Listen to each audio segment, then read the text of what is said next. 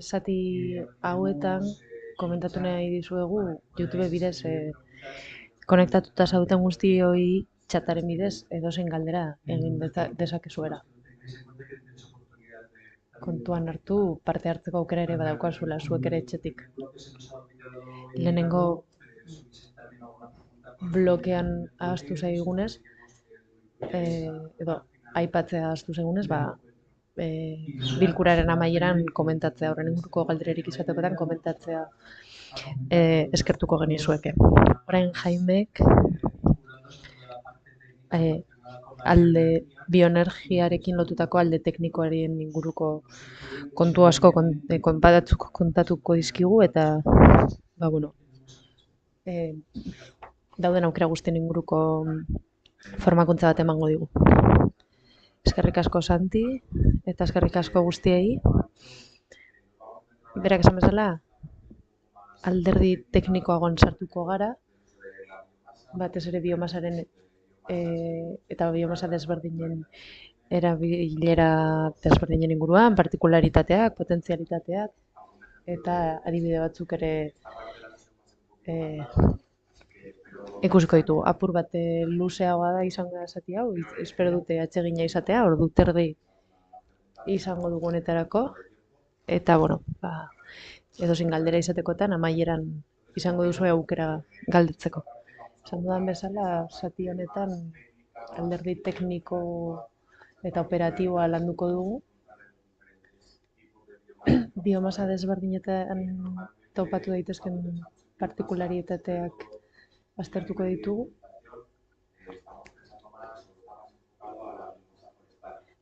Normalean basoko biomasan pantzatzen dugu, baina beste biomasa batzuk ere badaude, industrialak, nekazaritzakoak. Egun ez daudenak hain esplotatuak, baina potentzialitate handia daukatenak Espainian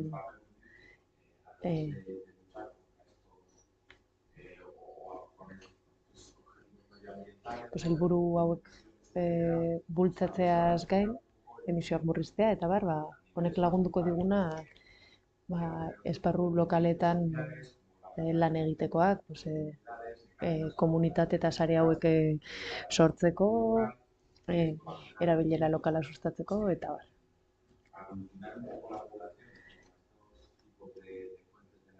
Orduan, energia iturri hauetan herritarrak antolatzea,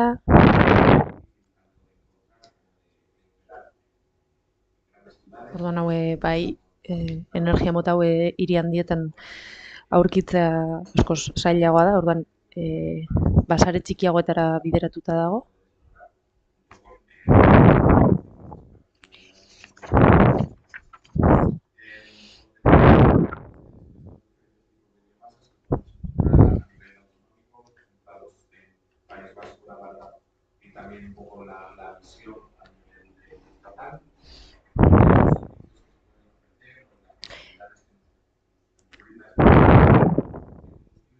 Orduan, ondoren ikusiko dugu ondorioetara pasatuko gara eta amaieran gustatuko litzaidake bai hemen eta YouTube bidez jarraitzen ari zareten guztioi tresna batzuk aurkeztu nahiko nizkizueke.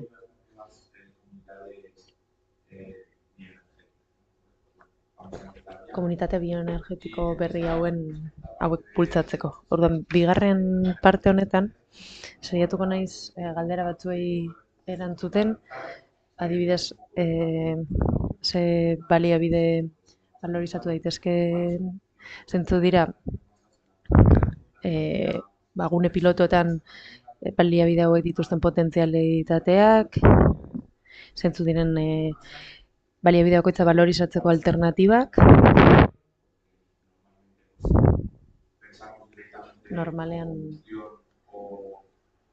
erreketa edo kudeak eta pentsatzen dugula. Izaera organikoa daukatenak, baina beste aukera batzuk ere existitzen dira. baina ez gara horretan gehiegi zentratuko, zentzuk izango liratezken alderdi tekniko inguruneko alderdi tekniko garrantzitsuenak.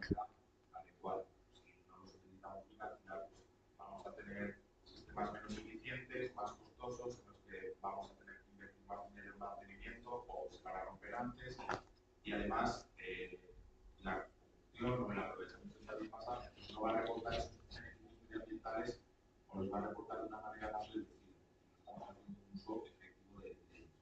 Y por último, ¿cuáles son los Eta azkenik, zentzu diren biomasa hauetan guztietan existitzen diren edo dauden kasu desberdinak, ezta? Eta zentzu diren komunitate hauetan sarri daitezken zerbitzu bioenergetikoak. Lehenengo eta behin, zer den, edo bioenergia zer den azaldu nahiko nuke. Bueno, pues hau da, materia organikotik ateratako energia, transformatu izateko gaitasuna daukan.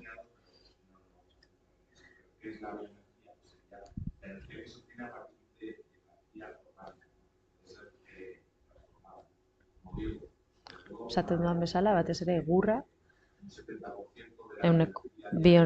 egungo biomasaren 70%, Espainian zuretik dator, eta gero, pues, esplotatu duta ez dagoen beste biomasa mota batzuk existitzen dira, eta kontuan hartzekoak dira. Adibidez, nekazaritzatik datorrena, pues, batez ere,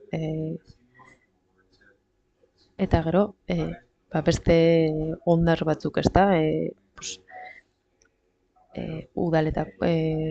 udaletako ondarrak edo depuradoretako ondarrak horiek gero eta gehiago aprobetxatu daitezkenak. Adibidez, Alemanian eta Dinamarkan gero eta gehiago erabiltzen da.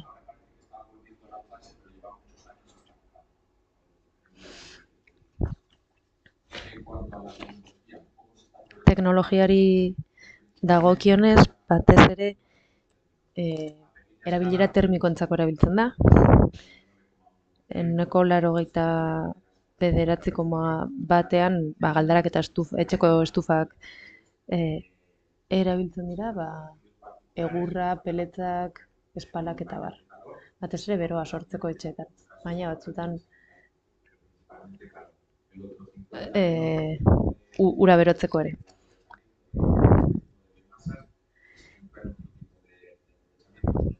Baina batez ere eskala handiagoan sorkuntza termikorako erabiltzen da edo elektrikorako. Pues adibidez,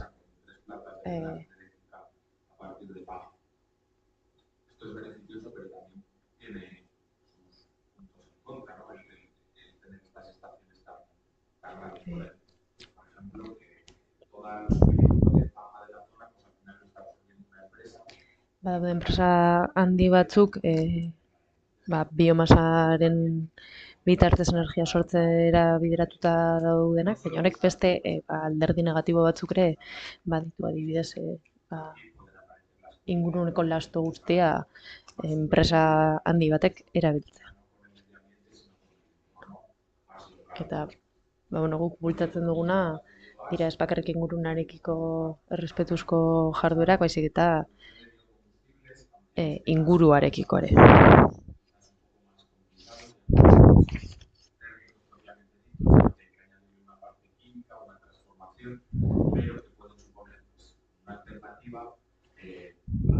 Gero badaude beste prozesu batzuk, prozesu termikoaz gain kimikoa ere ezartzen zaiona, baina, apur bat, arazo komplikatuagoak dira, baina interesgarriak era berean. Eta azkenik, baterako sorkuntza, gero eta gehiago erabiltzen dena. Industria asko ikusten ari gara, izten ari direnak errentagarriak ez direnako, baina baterako sorkuntza horre zer esan handia dauka. oso prozesu eraginkorra da, energiaren aprobetxamendu handia lortzen da. Orduan ikusten duzuenez, bioenergiaren 75% beroa sortzeko erabiltzen da, iaia 14 elektrizitatea sortzeko eta 12 inguru garraiorako konbustibleak sortzen. Zentzu dira bioenergiaren helburuak? Biomasa aprobetxatzea. Zentzu dira topatu ditzakegun produktuak, ikusi dugu, beroa, elektrizitatea edo biokonbustiblea. Baina bioolioak, produktu kimiko derivatuak ere, izan daitezke. Era honetan plastiko berrerabiliak erabili sortu ditzakegu.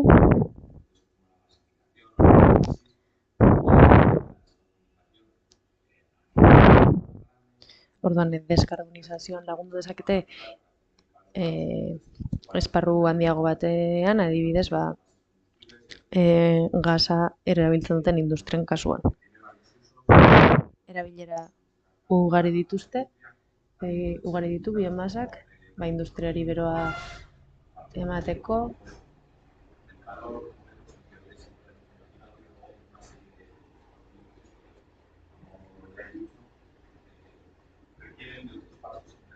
Orduan, eta gero badaude beste prozesu batzuk.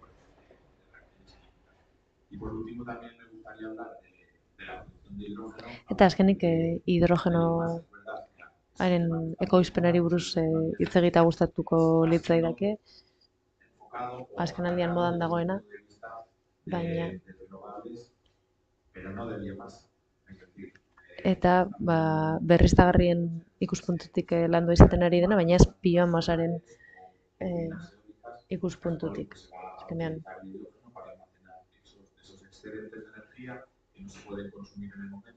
Pues, energia produkzio energetikoa deslokalizatzeko bideratuta dauden beste forma batzuk existitzen dira hidrogenoarekin lotuta.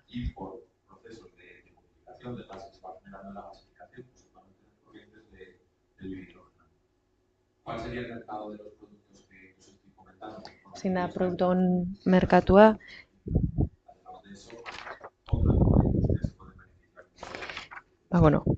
Industria mota desberdinak egongo lirateke.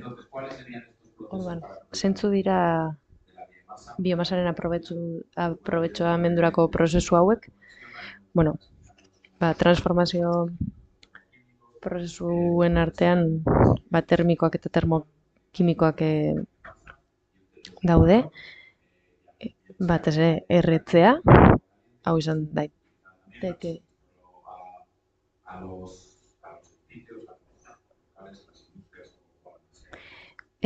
Berotzea, eraikinak beroitzeko adibidez, baina baporeare sortzeko erabili litezke eta horrela turbina bat mugitzeko, ezta? Eta horrela energia sortu.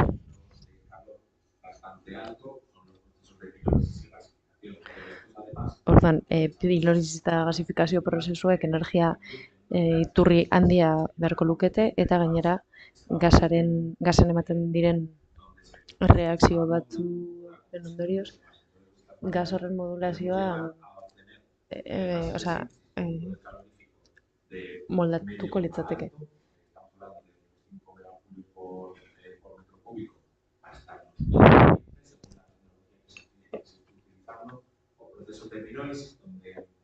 El objetivo fundamental, además de la producción de una pequeña parte de gas, menor que la gasificación, también se van a producir biocombustibles en forma de aceites y otro subproducto importante de este proceso sería el biodiesel.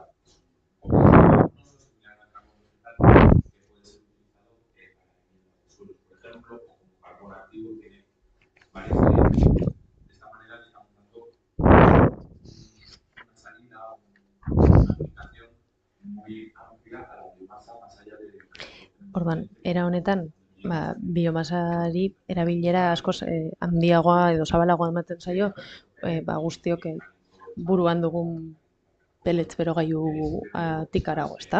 Orduan, jakin da esazuen, askoz prozesu gehiago daude. Adibidez, transesferifikazio prozesuak badaude, biodiesela sortzeko, hau guztiz kimiko izango litzateke, edo gasifikazio eta sintesi prozesuak,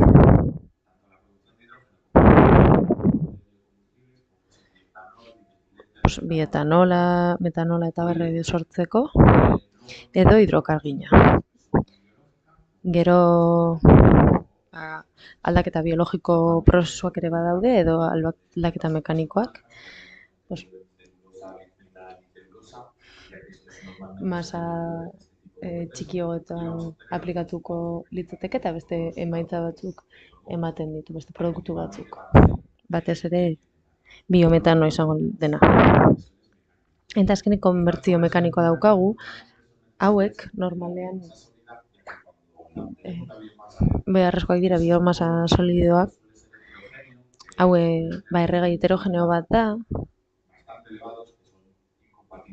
ezetasun handiarekin eta erabilera efiziente batekin ez direnak konpatibleak. Orduan, honek homogenizazio prozesu batzuk behar ditu. Normala da tamaina desberdinetako espalak izatea eta horrek arazoak ematen ditu.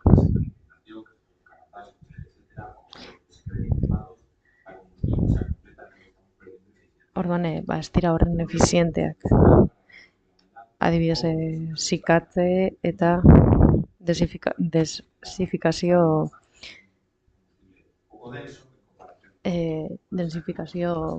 prozesuak, ezta?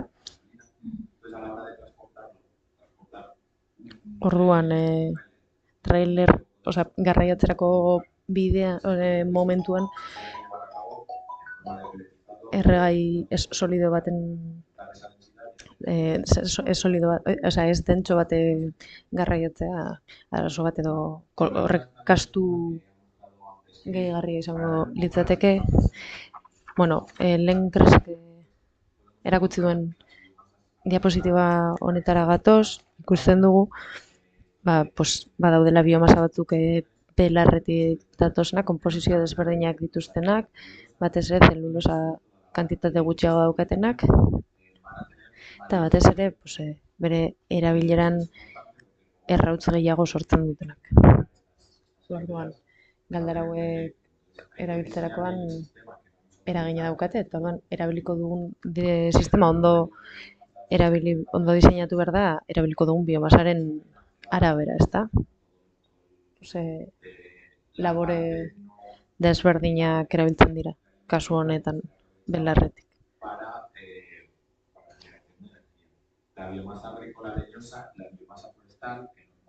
Gero, basoko biomasa, azkenean, nahasi daitekena zurezkoarekin, baina, zuhaitz mota desberdinetan datza desberdintasuna, ezta? Azkenean, basoko biomasa asko zuhaitz handiagoak dira eta errautz gutxiago sortzen ditu. Eta zuzenago aprobetxatu daitezke. Gero, zurezko nekazaritza biomasa batez ere inauzketen hondarrak ere aprobetxatzen dira honetarako, orduan askoz masa txikiagoak dira. Orduan, adarrak mostetik sortzen da biomasa hori eta ez zuhaitza osorik mostetik.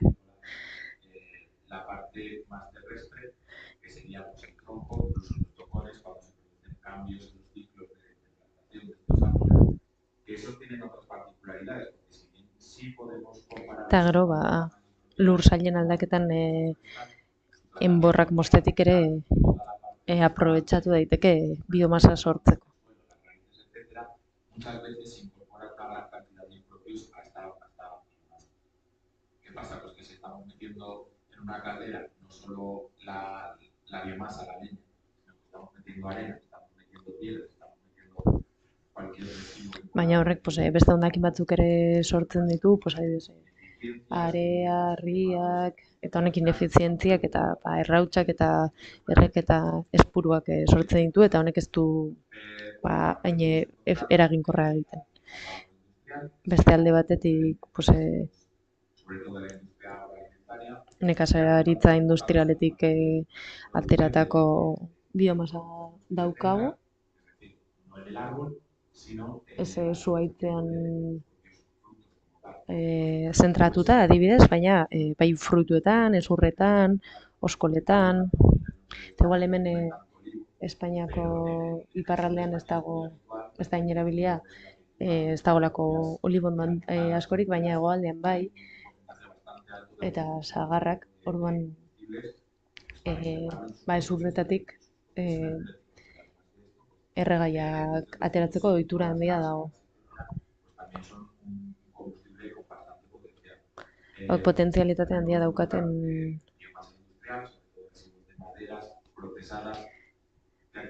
produktuak dira. Orduan, propietate aldetik basoko eta gero daukagu biomasa industriala, egurrezko soberakinak eta ez direnak adibidez biomasa forestalaren hain aprobetxagarriak, askotan margostuta edo moldatuta ageri direlako. Orduan aukera asko ditugu, baina era egokian erabili behar ditugu, baina hau ez da zerbait orokorra, baizik eta kasuan kasu aztertu beharrekoa da. Eta azkenik amaierarako utzi dudana, abeltzaintzako biomasa daukagu, araztegien hondarrak edo hirietako hondakinak izan daiteke, ez da, biogas edo fermentazio plantetan transformatu daitezkete, orduan produktua ez litzateke beroa izango, baina bai adibidez biokonbustiblea biogasa bezala ulertuta, azkenean metanoa dena, ezta? Propietate berdinak ditu, baina tratamendu desberdin batzuk egin behar dira, aprobetxatu izan dadin. Azufre kantitate handia izaten dute, hau orokorrean oso korrosiboa izaten da. Orduan garbiketa prozesu guzti hauek egin behar dira. Orduan orain biomasaren disponibilitateari buruz hitz egingo dugu. Honan entorrela diapositiba honi buruz gogoratu naiz. Biokombustible ugari daukazuela Euskal Herrian. Baina egin behar duguna da kudeaketa forestal jasangarri bat egitea, hori guztia ondo aprobetxatzeko. Baso osasuntsuak mantentzeko. Gainera, azken urte honetan zutekin izan dugun arazo guztiekin, hori guztia osasuntsu izateko eta gainera produktu horiek bertatik eratortzen diren produktu hori guztiak ondo aprobetxatzeko. Askotan hondarrari buruz hitz egiten dugu, baina biomasa kombustibleari buruz hitz egiten dugunean hori ez da hondakin bat, baizik eta aprobetxagarria den produktu eratorri bat. Azkenean, Euskal Autonomia Erkidegoan azaleraren ia 70% da baso azalerakoa eta Nafarroako komunitatean 73%. Hauetatik zuhaiztia bi kasuetan 350.000 hektarea dira, honek esan nahi du EAen 45% eta Nafarroan 25%. Nafarroa da Espainiar estatuan zuhaizti biomasa azalera handiena daukan komunitatea. Espainiar estatuarekin alderatzen baldin badugu, azalera ia 50% baino apur bat gehiago baso salera da, batez ere iparraldean kontzentratuta, eta zuhaiztiak 30% dira. Europar batasuneko edo Europar bataz besteko 50% izan da.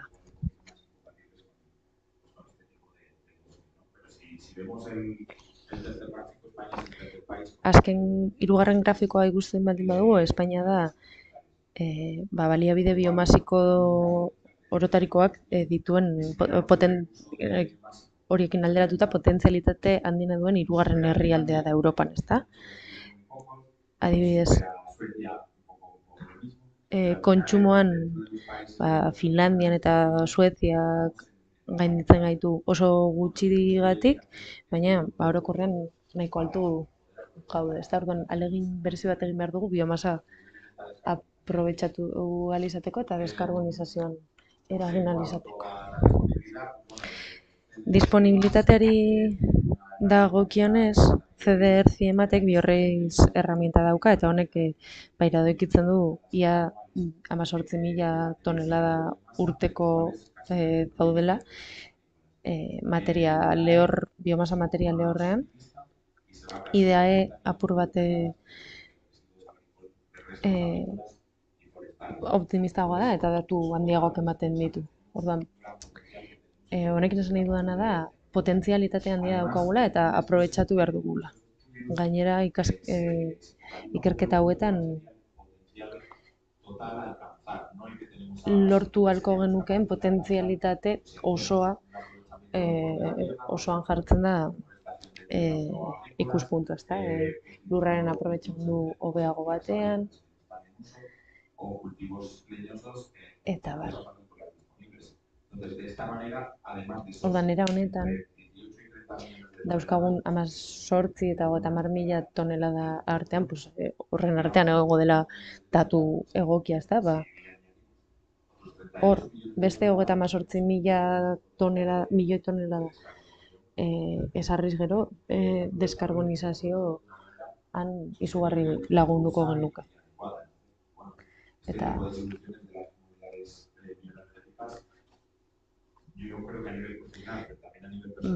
nik uste dut bai profesional baten eta pertsonalean horre oso garrantzitsua dela.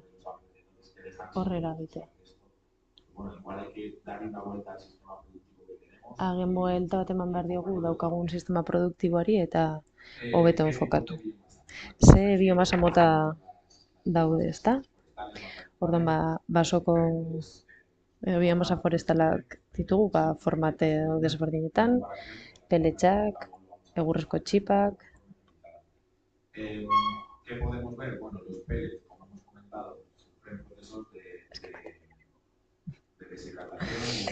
Eta bertan deshidratazio eta prozesuak ematen dira, gero berriketak ditugu. Eta hauek ezetasuna apur bat handiagoa daukate. Egurrezko txipak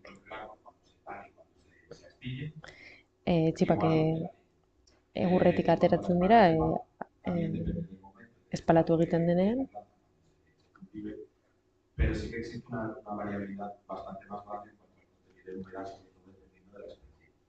Eta gero, ezetasunean oso desberdintasun handiak daude egurraren edo biomasaren jatorriaren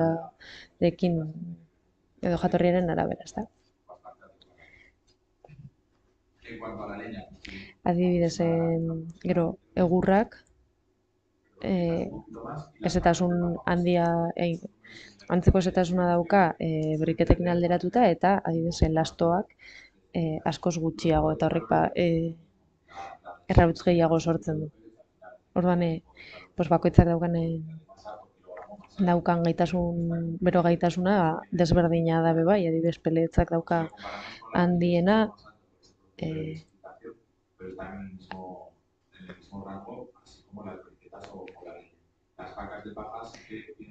gero adibidez lastozko fardoek gaitasun gutxiago daukate. Eta, dimentsioi dagokionez, uste dut danok ezagutzen ditugula apur bat gutxi gora bera zeintzuk diren bakoitzaren dimentsioak, ezta? Txipen kasuan bakoitzak jasotzen duen tratamenduaren arabera izaten da. Eta azkenik lastozko fardoak handiagoak izaten dira, ezta? No vas a utilizar un tornillo sin para limitar para que baja. No vale ninguna parte. También es un poco de lógica, pero bueno, son cosas que igual luego no las tienes en mente hasta que te enfrentas a todo. Entonces quería adelantar. En cuanto a otros tipos de biomasa, Erabilgarri dauden beste biomasa batzuei dagokionez, aipatzea hau infra erabila dagoela Espainiar estatuan, adibidez, Valerian asko erabiltzen da hortutik eta nekazaritzatik eskuratutako biomasa, eta hemen ere egin ahalko litzateke, ezta? Orduan, ze parte dira aprobetxagarriak, adibidez, lehen azaldu dudanak, adibidez, zuhaitzen kanpoko ingurua, indusketatik ateratakoak, adar txikiak eta finuak, zuhaitzarik entzen zaizkionak, baina baita ere lurreko azalak, zuhaitzen ziklo aldaketa egiten denean. Lurrean sartuta dagoen, baien borra eta lurrean sartuta dagoen zatia, aprobetxagarriak dira. Normalean hau, edo lekuan bertan geratzen da, edo nekazariek erabiltzen dute, edo lurrak hartzen du, edo erre egiten dira. Egun daukagun beste arazo bat da, orain arte nekazaritza erabilerak mantentzen baliagarria zela beroketa edo energia erabilera individualetarako. Baina, orain lurrean utzi behar da, edo lurrean usten zen lurra bergaitzeko. Normalean induzketak espala moduan doaz, eta lurretik ateratzen den guztia, zura forma jokatzen da normalean. Orduan, induzketetatik 1 eta 5 tonelada artean ateratzen dira, atera litezke, eta oso gutxi aprobetxatzen da orain arte. Dauzkaten propietatei dagokionez, adibidez jarri dizkizuet, mahastietatik ateratako, edo mahastien induzketatik ateratako peletzak, eta basoko espala normal bat, ezta?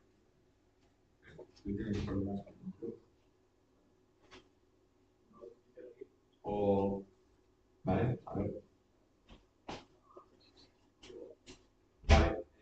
La astilla forestal, como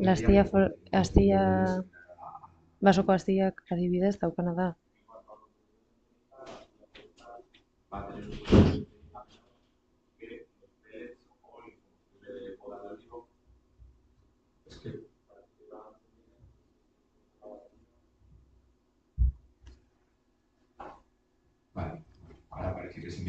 Vale, ematen du orain hobeto entzuten dela. Esan dakoa. Errautsetan daukaten, adibidez, mahastiak finuagoak dira, orduan, azal gehiago daukate, eta horrenbestez errautz gehiago sortzen dute. Bero gaitasunari buruz, olibondoek gaitasun gutxiago daukate mahastiekin alderatuta, eta gehien daukatenek peletzak dira, espalak. Azufre eta kloro kantitateak kontuan hartzea ere garrantzitsua da.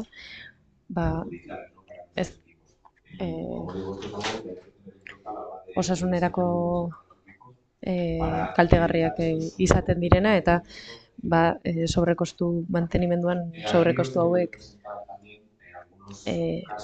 eragiten dituztenak. Y la herramienta que os comentaba antes, en la que se pueden estimar de una manera, pues, a grandes rasgos, a grosso modo, los potenciales de los diferentes biocombustibles que podemos encontrar en la península. Adibidez, diapositiba honetan, penintsulan erregai desberdinen potentzialitateak azpimarratu ditugu. Adibidez, olibondoak batez ere hegoaldean eta ekialdean, eta Errioxan ere. Fruta arboletatik ateratakoak batez ere Valentzian eta Murtzian, eta adibidez mahastiak, eta azkenik azpimarratzea mahastiak Errioxan eta Arabar Errioxan mahasti asko ugari daudela, eta bestalde zitrikoak estatuko ekialdean.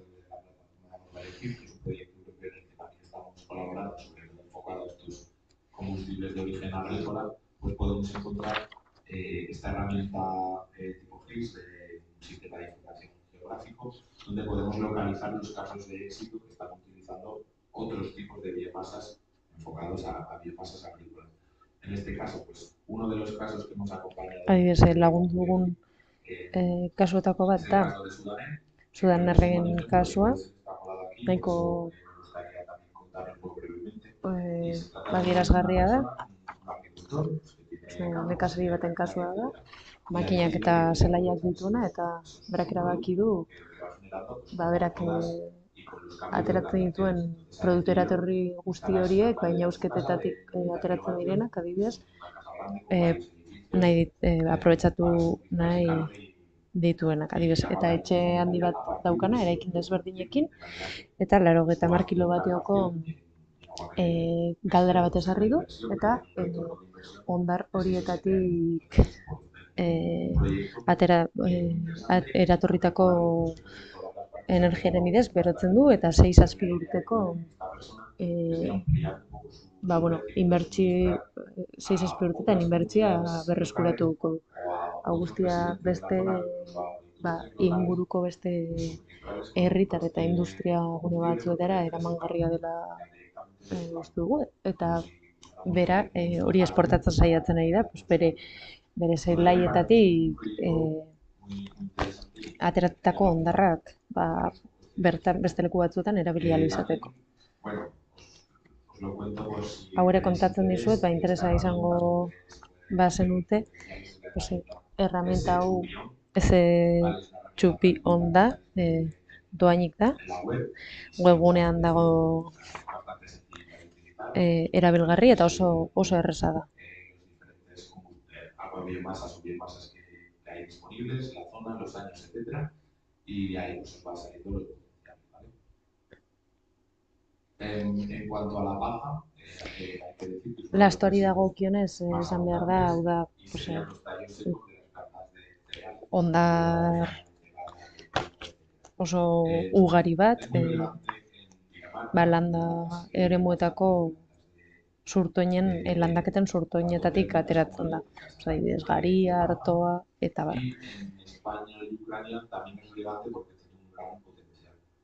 Adibidez, Danimarkan oso erabilia da, eta Espainian eta Ukrainian potentzialitate handia dauka. Horren ikusiko dugu, bere erabilera aldetik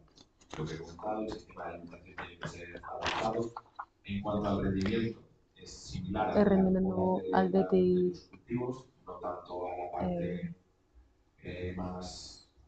la parte más leñosa, la parte terrestre, sino la parte aérea, pues en torno a unas 2,5 y 5 toneladas de materia seca por hectárea. Se puede utilizar como combustión directa para generar electricidad y calor, y zuzenean erretzen lortu erabili daiteke energia, lortu daiteke energia.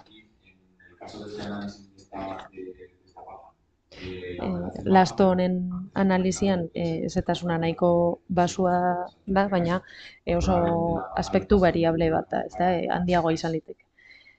Horregaitik normalean zelaian utzi egiten da sikatzeko. Errautzen errautz kantitate handia sortzen du, eta horrek galdaretan prozesu hori kendu ahal izateko prozesu bat ezarri beharko litzateke. Bero gaitasuna pelitzen baino txikiagoa da, dentsitatea ere, eta nitrogenoa, azufre eta kloro kantitate handiak ditu. Orduan, berriro, esan behar dugu, erreketa prozesuak egokitu behar ditugu hauek erretzerakoan, ez da. Ordan, hemen gainerako Europa eta Espainia alderatu ditzakegu. Adibidez, Europa iparraldean potentzialitate handia dago, ezain beste Espainiar estatuan. Baina, Uno que me gusta a mí mucho, igual es porque me queda cerca, es el del Spa en los Mayos. Badago Riglosen Huescan hotel bat, Hotel Spa Los Mayos. Bertan inguruan lasto zelai batzuk dituela eta bertako hondarrak erabiltzen dituztela hoteleko esparen berokuntzarako, ezta? Adibidez, gero beste adibidat, kesos zerraton deshidrataziorako erabiltzen dituzte lasto hondakinak, eta lehen azaldu bezala akzionan, Sangosan, Miajadasen eta Pribiskan. Baina, hau enpresa handi da, baliabide asko zurgatzen ditu eta inguruko baliabide guztiak hartzen ditu. Oliba ezurraren adibidea daukagu, hau izango litzateke olibaren derivatu bat, tratamentu desberdinak izan beharko lituzke, biomasa lortu ahal izateko. Un aceite de lupillo de un poco peor calidad, porque puede ser empleado para otros usos, pero luego encontraríamos el hueso y las partes más secas, digamos, que puede ser utilizado como combustible. Eta, erretzeko gehien erabiltzen dena, ezurra da sikuena delako. Pero prozesuan, estrakzio prozesuan beste produktu batzuk ere atera dira, adibidez urigioa, ezta? Hauzo errekuntza edo kombustible erabilia da, egurra baino apur bat dentsoagoa, kombustible granulatua edo pikorduna, errendimendua ez da oso handia, 20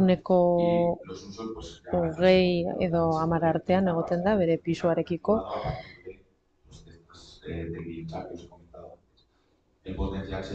Potentziala dira Europar Batasunean 7.000 tonelada,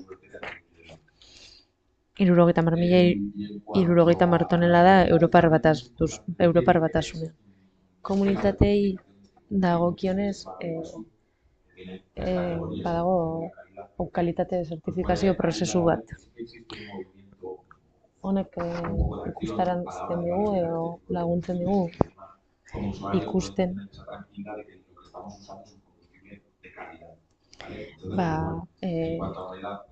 honen kalitatea eta baitareko kontsumitzaile bezala. Ezetasunari dagokionez espalaren ingurukoa dauka, dentsitate asko handiagoa, azufre kantitate antzekoa, baina kloro apur bat gehiago dauka. Hemen ikusten duzuenez, Europako mapa ere jarri nahi izan dut, ikusi dezazuen Europarreko isleak batez ere Mediterraneoko herrialdeak direla, eta ba, de olivar de aquí eh, al corto, medio y largo plazo. hemen ikusten da, ba, bueno, hemengo olibondoen potentzialitatea eta gero eta oso produkzio errentagarria denez, ba, gero eta gehiago handituko da aurreikusten da Espainiar estatuan. Uste dut ez dela harritzekoa Andaluzian, Extremaduran eta Castilla-Mantzan hainbeste aprobetxatzea, baina adibidez iparraldean, Errioxan eta Arabar Errioxan eta Nafarroa hegoaldean honen erabilera kasu asko dauzkago, ezta? Zentzu dira oliba ezur hauek aprobetxatu ahal izateko gakoak, lehenik eta behin kalitate handiko ezurrak izatea, ezta? Horretarako daude biomasur kalitatezko zertifikatu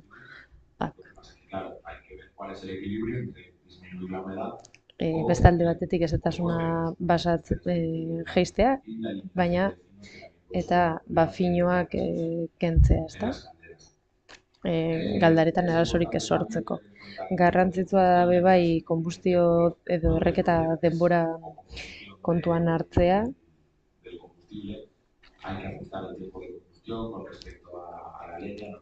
Tarte hau denbora hau ondo ajustatu behar da eta galdaran sartzen den aire kantitatea bai.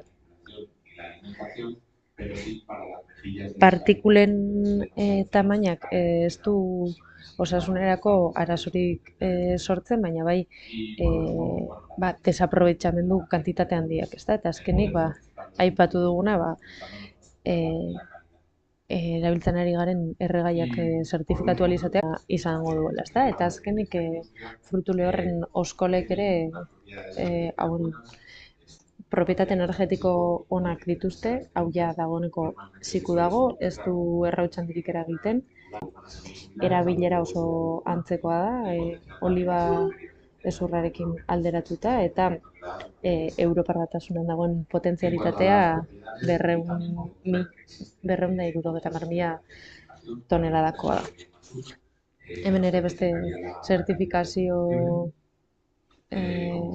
aukera batzuk daude. Dentsitatea erdi mailakoa da. Espala eta peletzaren edo ezurren artean, eta azufre eta kloro edukiak nahiko basuak dira, naiz eta nitrogenoarenak adibidez apurtxu bat handiagoa dira, eta horrek amoniako bezalako gas kaltegarriak isuritzen ditu. Hauek ere olibondoekin bezala herrialde mediterraneotan aurkitzen dugu.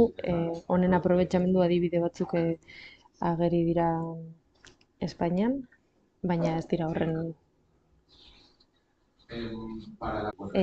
Oskolak aprobetxatzeko garrantzitsua da ondo gordetzea, ez dezaten inguruko ezetasuna hartu, eta partikulen tamainoa homogenizatzea. Oliba ezurrekin bezala da, ezta? Partikula finoak ez sartuko eta horrek efizientzia arazoak sortzen ditu busaduraz gain. Argi utzi nahi dudan mezua da biomasa hau erabili daitekela, baina ondo erabili behar dela. Ez da berdina pelet galdara bat edo ezurrentzako edo frutu lehor oskolentzako galdara bat. Zentzu diran galdarak egokitzeko prozesu hauek? Desberdinak. Adibidez, zinfintorlojuak, busadurak ekiditeko, adibidez, lastoaren kasuan lur mugikorrak erabili beharko liratezke, edo pikatze xehatzen prozesu bat sartu galdaran sartu baino lehen lastoa birrindu ahal izateko, hau nahiko argia da. adibidez, lehen aipatu dudan adibidean erabiltzen dutena, riglosen, kompatible izan behar da, adibidez, galdararen barruko rejilla, materialak, eta erabiltako materialak, eta azkenan teknologia modernoak sentsore desberdinak jarri ditu, abisu desberdinak emateko, sartzen den sortu ditezken behar desberdinen inguruan ohartarazteko. Orduan, garrantzitsuena da sistema guztiak egokituak egotea erabiliko dugun bioerregai desberdinetarako. Edebede adibide moduan jarri nahi nizuen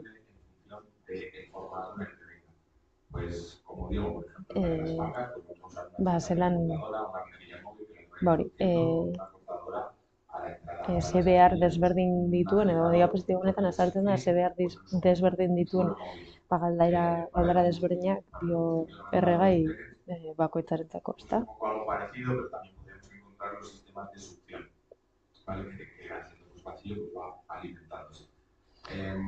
Sistema desberdinak ageri dira, adibidez, basurgatzeak,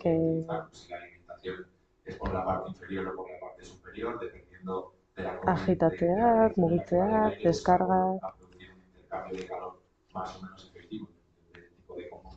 o un alimentador horizontal, que es normalmente lo más adecuado.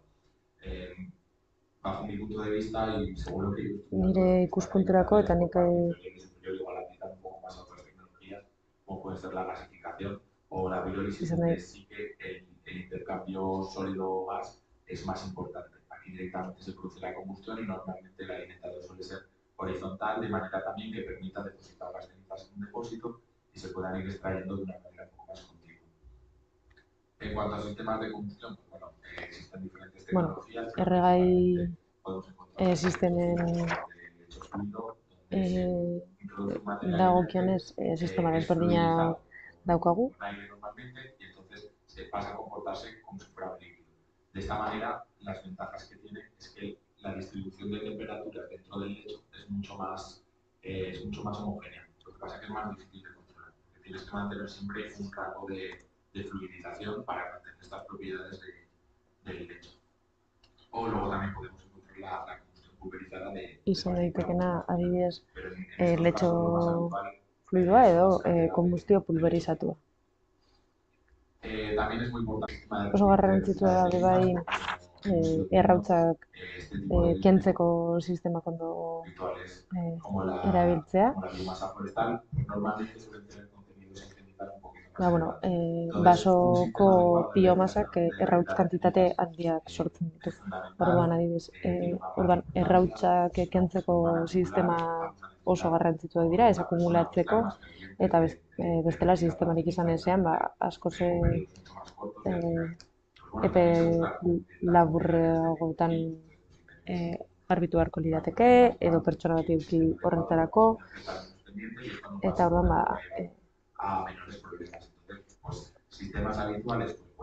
zentzu dira sistema ohikoak, adibidez, zinta transportagailu bat, edo rejilla transportagailu bat, edo torloju sin finak. Para grandes escalas, ¿no? Para proyectos un poco más grandes, serían sistemas de compactación de la ceniza para, gero, adibidez, errautza ere konpaktatu daiteke, oso dentsitate gutxia daukana, imagina, konprimitzen joan, honek leku gutxiago hartzeko, eta horrela, hauen pendiente denbora tarte luzeagotan egon, ezta? Que nos van a ir dando los parámetros de cómo está funcionando la caldera y si el funcionamiento es adecuado o no, y los sistemas de limpieza de los gases. Gero gasak garbitzea ere garrantzitsua da, eta kaldaren mantenimenduan adi egotea, hauen emisioak gero eta garbiagoak izan daitezke, ezta? Kontrol sistema desberdinen eta gasen garbiketa sistema desberdinen bidez. Orduan gehitzea, ekipo hauetako bakoitzak ez duela inbertsio handiegia sortzen, baina bai ingurumenarekiko onura oso handia. Zentzu dira gertuko biomasaren onurak? Adibidez, karbono dioxidoari dagokionez, ondo erabiliz gero, eta produktu eratorri guztiak aprobetxatuz gero, lortu dezakegu karbonoaren ziklo guztia beteko genuke. Orduan, orduan ez gaude emisio gehigarriak botatzen atmosferari, ezta? Azufreari dagokionez, hau erregaiaren araberakoa da, baina ia 80%koa da azufre isurketa horiek murriztea. Egia da, kantitate batzuk emititzen direla, baina ikatz eta errefineriek kantitate handiak isurtzen dituzten. Nitrogeno dioxidoari dagokionez antzekoa da, azkenean biomasaren ezaugarriei arabera izaten da, baina murrizketa nahiko handia da, 30%koa. Karbono monoxidoari dagokionez oso garrantzitsua da hau bakarrik egiten dela edo sortzen dela erretzea ez denean egokia edo ez denean osoa. Horregatik dira garrantzitsuak kontrol sistema guztiak, orduan valorizazio egokia egiten ari bagara eta erreketa efiziente edo eraginkor bat egiten baldin badugu, karbono monoxido isurketak 80%an murriztu ditzakegu. Eta orduan material partikulatu osoa 40%an murrizten da.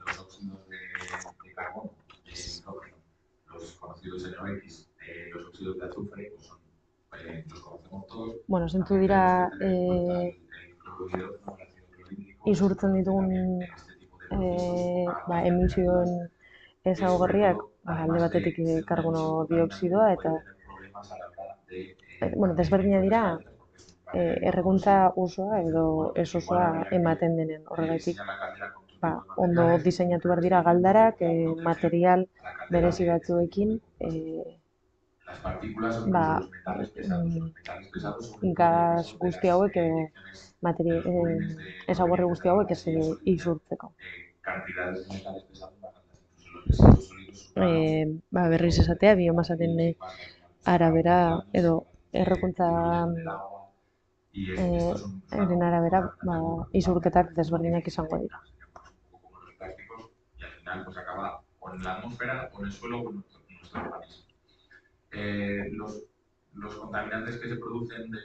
Gero, errekuntza osoari eratorritako isurketak, adibidez dira karbono monoxidoa eta metanoa.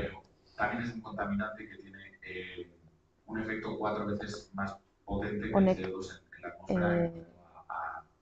CO2ak atmosferan duen eraginaren laukoitza dauka. Orduan, askotan eragiten digu konbustible bat izateaz gain oso kaltegarria dela. Gero, beste metano gain beste batzuk aurkitu ditzakegu, hidrokarburo aromatiko poliziklikoak, minbiziak sortzen dituztenak, amoniakoa, partikula desberdinak, dioxido eta furano polikloratuak eta ozonoa. Hau oso sustantzia reaktiboa da. Zerbaitek eragiten duenean, desaktibatu egiten da. Orduan, emisio hauei dagokionez ze egoeratan gaude. Zerk eragiten die emisio hauei.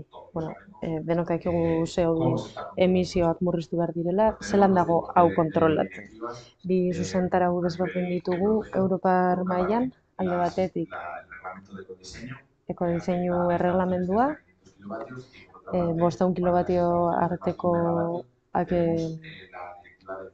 egiten dutenak, eta bestetan potentzia megabatio batetik aurrera ertainetatik, ezta? Orduan, guk borrokatu duguna da ekodiseinu zuzentarau horretatik megabatio bat arteko ba, bueno, galdarak erregulatu ahal izatea. Pero cuando tú la tienes en tu casa, puedes hacer lo que quieras, nadie te viene a controlar. No así como la de plantas de más de un megavatio, donde Orduan, si te quieres limitar las emisiones, puedes tener auditorías azkenen que dependen de esos números. ¿Vale? Entonces, ecodiseño, ¿a qué afecta? Ekodiseinuan dago batez ere egur kombustibletara dago sartuta eta agroindustrial guztia kanpoan geratzen da. Adibidez, oliba olioak, oliban hezurrak, oskolak, lastoa hori guztia kanpoan geratzen da. Bakarrik enborrak eta industrietatik ateratako erregaiak hartzen ditu kontu. Orduan, merkatuan jarri baino lehen, galdarak izan behar dituen ezaugarriak horiek dira. Inorreztoa zure etxera hori guztia kontrolatera, ezta? Adibidez, zure etxean pelet galdara batean oliba ezurra sartzen baldin badituzu, inor ez da hori kontrolatzera joango, eta norberaren erantzukizunaren barruan geratzen da. Garrantzitsua bai esatea, muga hauek biomasa forestaretarako dago dela diseinatuta, proiektuaren baitan ere egin dute biomasa agrikolekin ikerketa desberdinak egin dituzte, eta oso garrantzitsua da limite hauek egokiak direla iantzako bai bat orokorrean sistema normalentzako, ez oso alta gamakoak edo limite hauek nahiko basuak dira. Orduan biomasaren erabilerarako mugak egokitu beharko liratezke.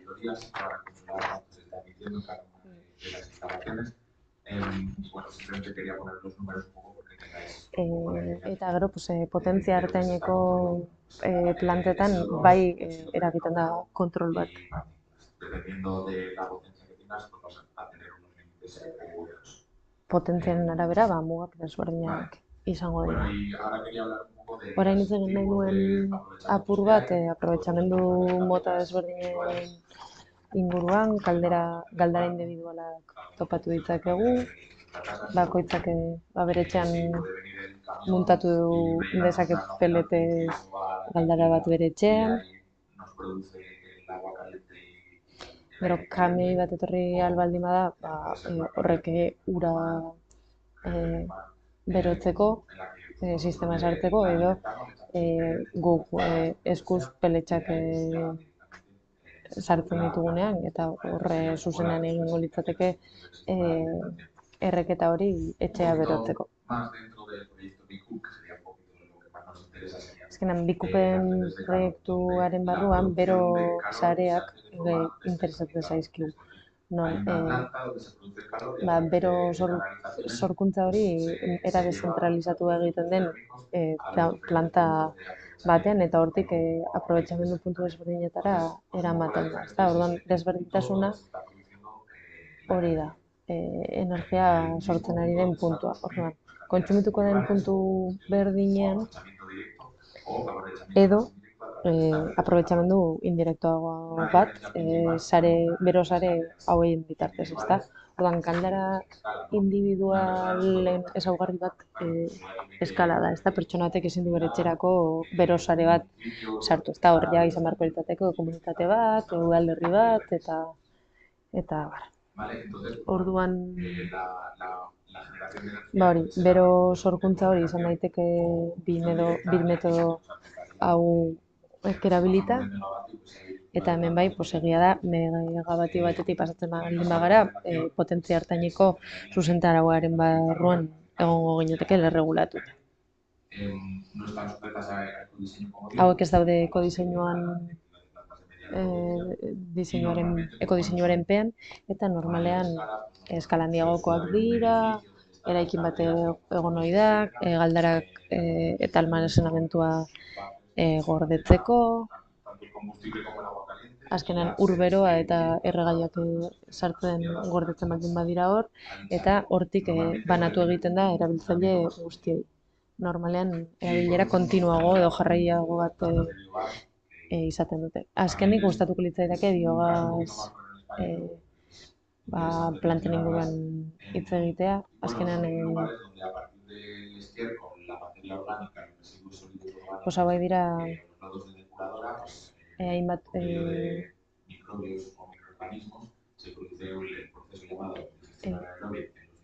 hainbat ondar erabilita, araztegitakoak, simaurrako orotzak eta bar, prozesu desberdinak egitea, biogasean transformatu daitezke.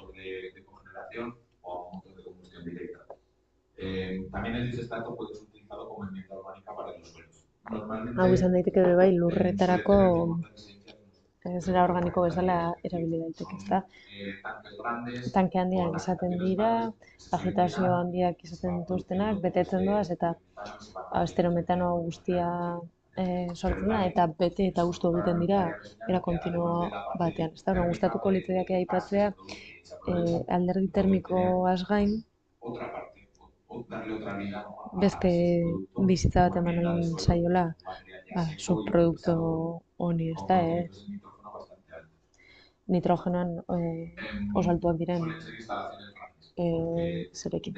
Hauek normalean instalazio oso handiak dira, ez direlako eraginkorrak eskala txikian, elementu hauek dituzte, biltegiratze eta garraiotze sistemak, motorrak, gero, gasak purifikatzeko sistemak dituzte, gas natural sarean sartu ahal izateko. Eta kooperatiba bioenergetiko baten markoan nahiko muga batzu dituzte, ezin direlako 40 milioi metro kubiko biogasak gainditu arau bezala. Biomasa forestalean oso diapositibo antzekoa da, baina zenbakian nahi zuen apur bat espaletan gehiago zentratuta, grisan dago, sentitzen dut, baina, ia 2 milioi eta erdi espal lortu ditzakegu urtean Hego Euskal Herrian, ezta? Orduan, inausketetatik 330.000 tonelada urtean lortu ahalko liratezke eta kultibo energetikoetatik ia urtean 10.700 tonelada. Oso zenbaki altuak dira. Guztira 39.000 tonelada urtean. Hemen biomasa mota desberdinen inguruko informazioa jarri nahi zuen, labore desberdinak, arrozak, plantazioak eta bar, eta biomasa forestal motak, ez da, orduan azkenean. Lehen komentatu dizuetan bezala, potentzialitatea 11 milioi toneladetara helduko litzateke forestalean. 26 millones de potencial disponible a día de hoy, 13 millones en el caso de las biomasas agrícolas. Eta biomasa agrikoletan 36.200 tonelada inguru. Oso garrantzitsua da biomasa landa eta gertuko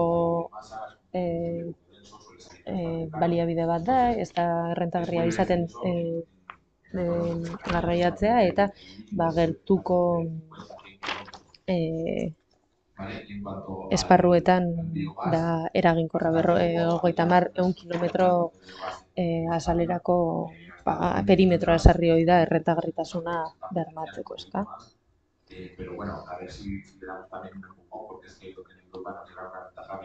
Eta Europan kriston bentaja ateratzen dute biogasaren erabilerari dagokionez. Zertarako erabiltzen da biogasaren erabilera, batez ere elektrizitatea sortzeko, baina baita ere baterako sorkuntzarako.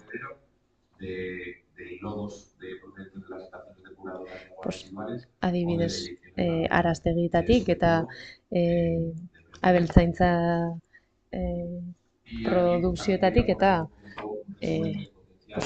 hondakinetatik batez ere ateratzen. 1 millón de toneladas equivalentes de petróleo por diferente de emisiones ganaderas y 200.000 toneladas equivalentes de petróleo por parte de la industria agroalimentaria. Orduan, adibidez abeltzaintzatik ateratzen da, disponibilitate dagoen 175 1.130 kilotonelada urtean, eta industria agroalimentarioan 13%. Horrek esan nahi du askoz ere aprobetxagarriagoa dela. Lehen aipatu dugunean ere, pues, energia fotovoltaikoetan, adibidez, kate logistiko askoz errazagoa dela, ezta? Biomasaren kasuan tarteko etapa ugari ditu, bai forestalean eta agrikolean. Orduan, jasotzen denetik edo usta biltzen denetik errekuntzaraino prozesu eta tratamendu desberdinak egon behar dira, pues, lehortzea, txikitzea, garraioa, kordetzea, biltegiratzea eta bar. Pues, horrek eragiten du garraioa tartean 2-3 aldiz garraiatu berri izatea, eta horrek kostua handitzen du. Orduan, guztia asko pentsatu behar da, horregatik sartzen da 50 kilometroko azalera errentagarri egiteko, ezta?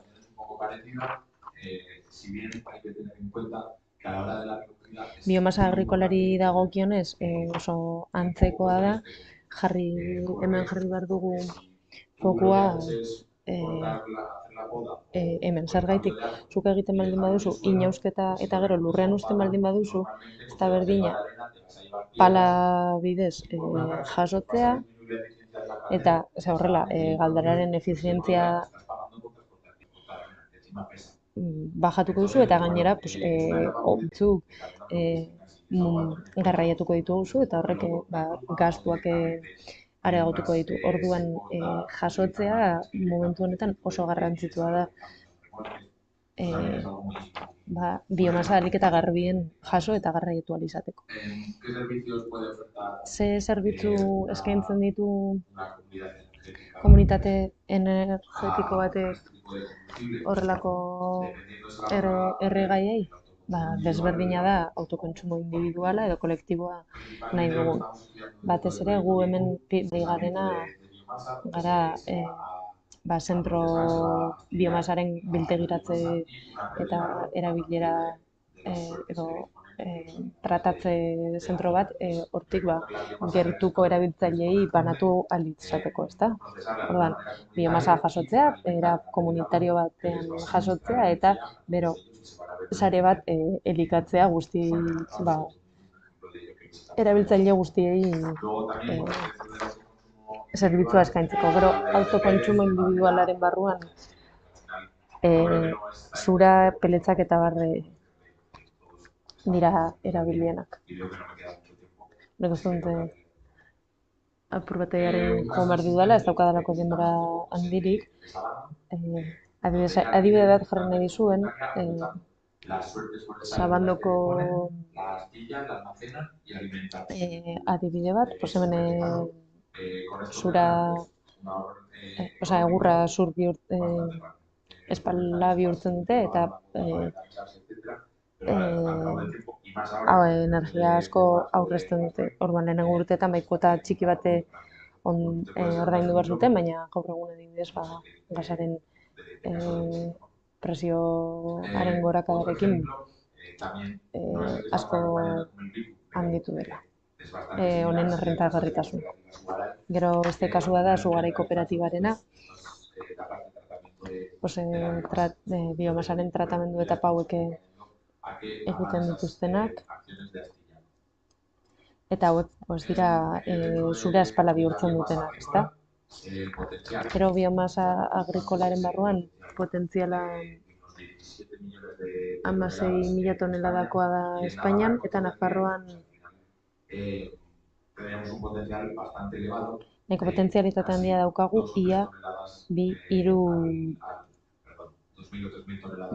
ia urtean 2.000-3.000 toneladakoa. produktu mota hauetakoak, ezta? Orduan, disponibilitate altua daukagu.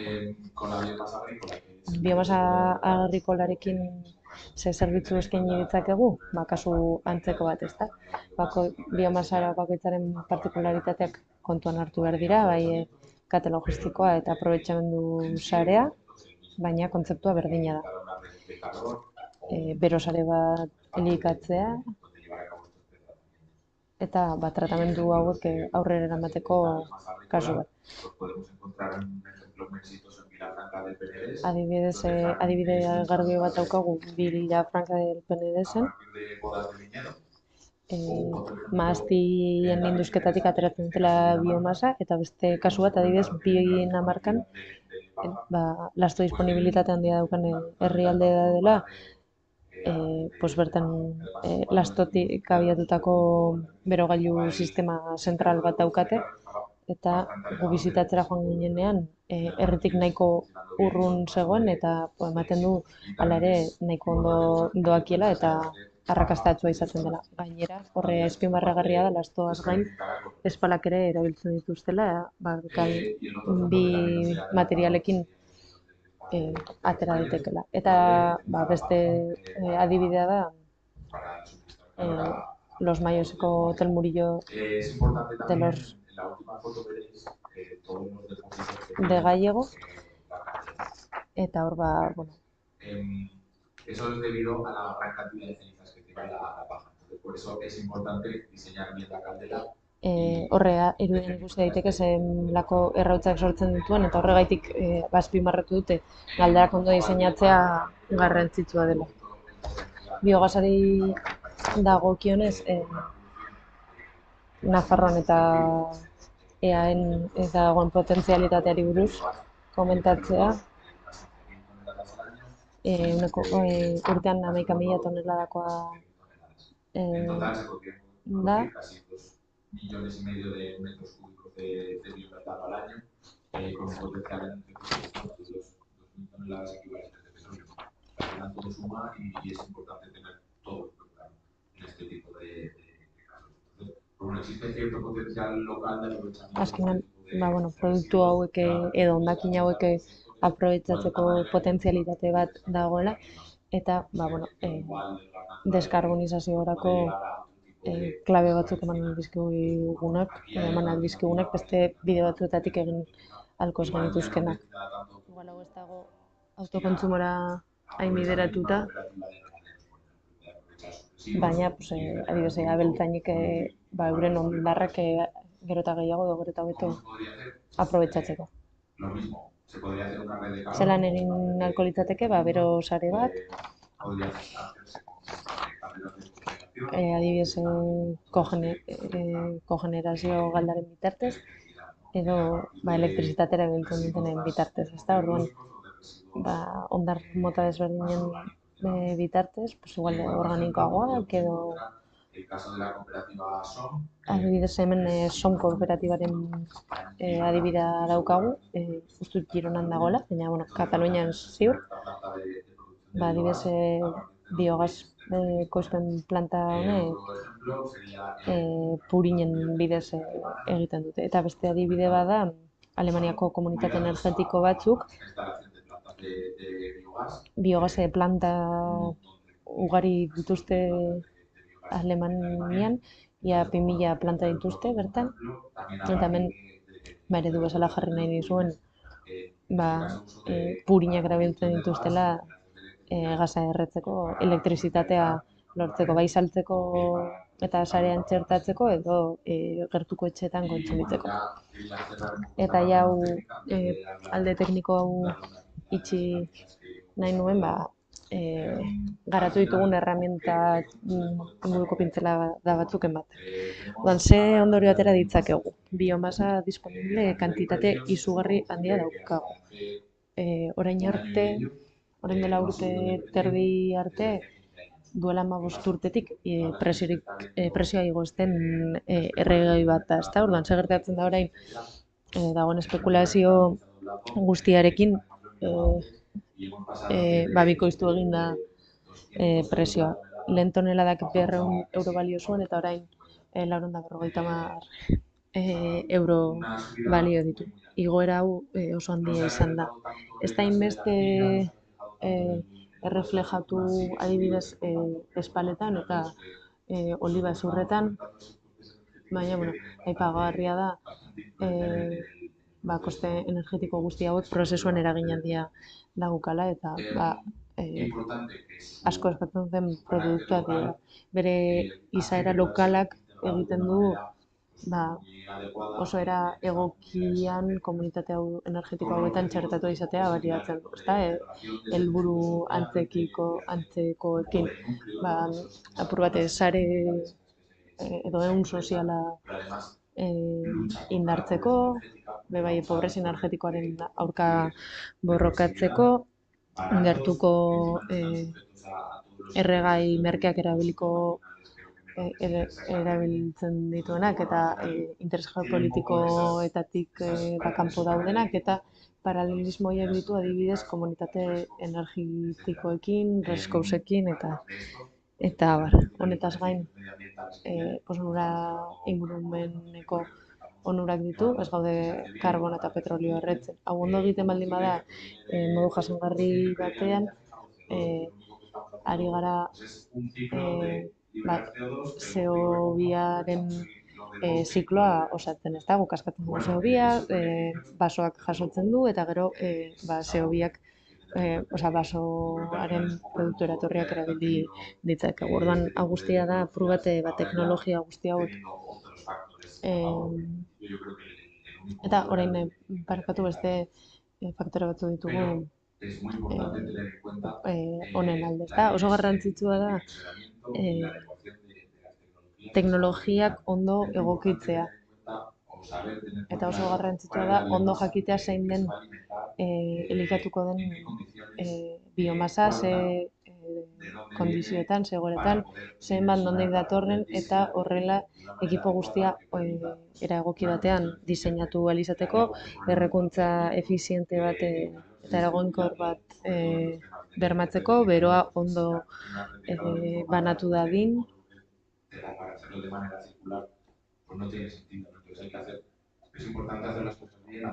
Oso garrantzitsua da gauzak ondo egitea, ondo pentsatuta eta gauzak bere mugak dituela eta edozein eratan ezin direla gauza hauek egin, ezta? Hau da apur bat egin nahi nuen laburpena. Eta azkenik gustatuko litzaidake aipatzea proiektu honetan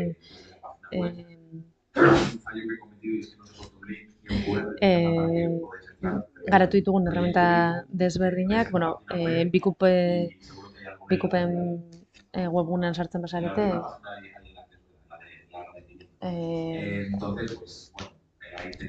hor dituzue garatu ditugun 3 erremintak, 3 tresnak, self-assessment erremintari dagokionez, erabiltzaileak, baliabidea, nahi duen, eta nahi dituen teknologia baliabideak aukeratzen ditu, eta gero aplikazioen galdera desberdinak egiten dizkizu, eta diagrama bat egingo dizu, zure iniziatibaren garapena eta gomendio batzuk egiten dizkizu.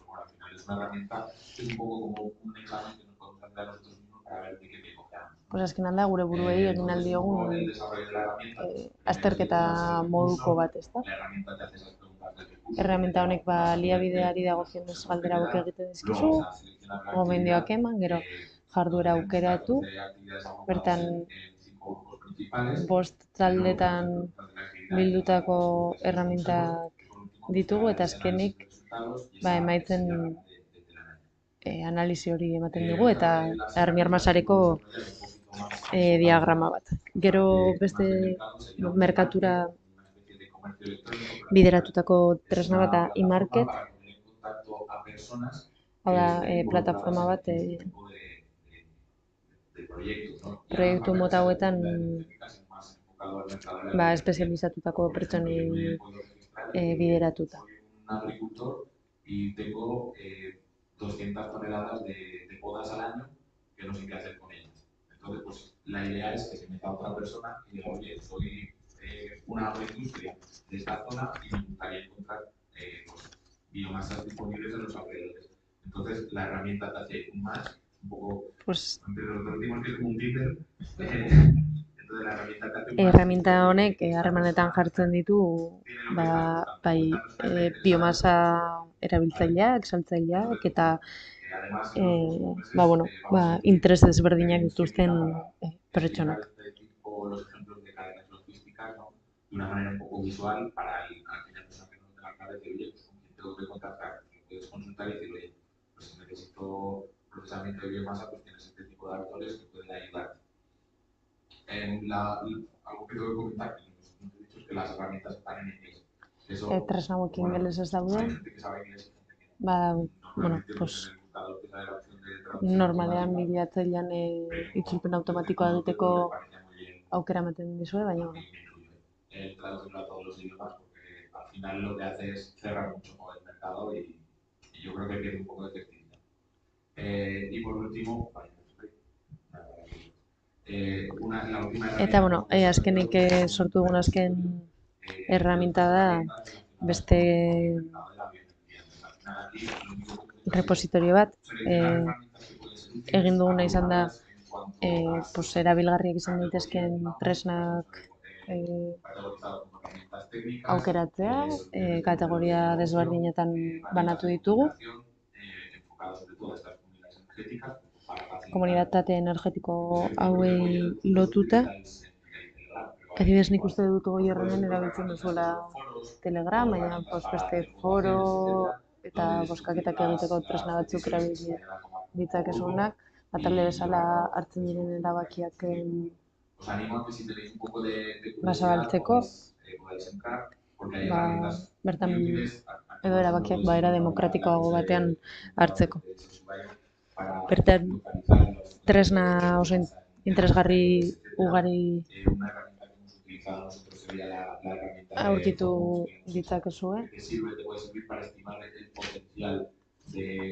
Guk adibidez erabili dugu Hotmaps,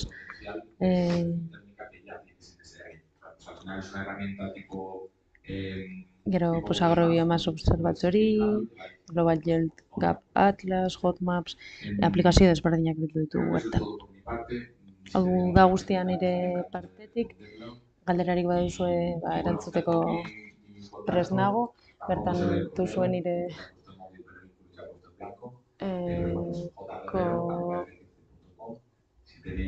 korreoa, edozein duda edo galdera baldin baduzue, edozein momentutan jarri nirekin harremanetan eta pozik erantzungo dizuet. Eskerrik asko eta espero dut oso aspergarria ez izan.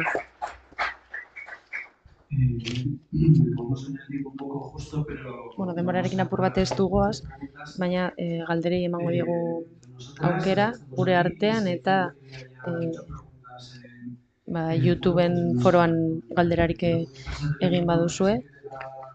Lehenengo mikrofona pasatuko dut, galdera jasota geratu dadin. Bueno, asko ditut, hasiko naiz batekin. Esan duzu, Euskadiko Euskadin dagoen biomasaren disponibilitatea petrolio milioi erdia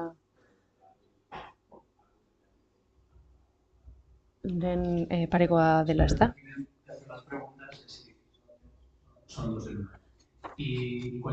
Eta zentzu dira basoen kudeaketa jasangarri baten pintzelada batzuk, ezta? Bai, kalkulo hori eginda dago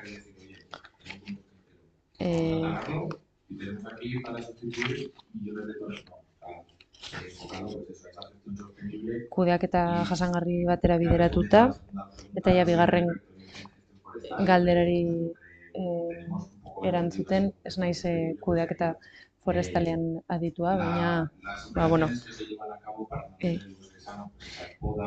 basoa osasuntsu mantentzeko diren kudeaketa txiki horiek dira, adibidez, indusketak, zuhaitz eroriak, eta zuten kontrako egiten diren operazio guztietatik aprobetxatu ahal izatea baliabide guztiak. Entiendo que todos estos cálculos Ulertzen du kalkulu guzti hauek industrial. agrikultura industrial baten ereduaren arabera egiten dira.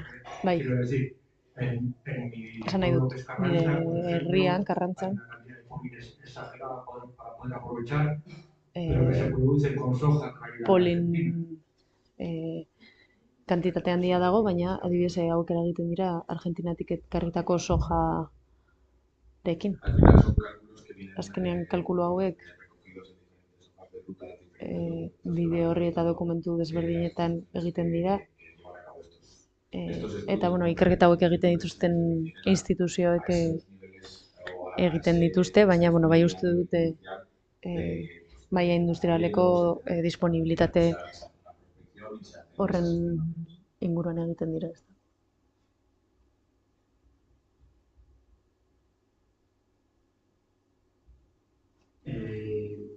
Las pajas que has dicho también Esan duzun lastoa ere ganadorentzako elikagai izan daiteke. Se está haciendo pellet con madera que no sea residuo. Egiten da, peleta egiten da hondakina ez den zurarekin. Egia esan ez dakit hau erantzuten sentitzen dut. Ulertzen dut kudeaketa jasangarriaren aldetik ez dagoela egurra kultibo energetiko moduan egiten soilik peletak egiteko, baizik eta produktu eratorriak erabiltzen direla peleta egiteko, baina ez dute hemen sartu nahi, ez dakidalako argi. Hau galdera hau korreora bidaltzen badiazu, erantzungo dizute kontsultatu ostean. Nik ulertuta daukat, biltegi handietan erosten dituzun peletak, Lituaniako, Poloniako eta hortik datozen basoetatik datozenak,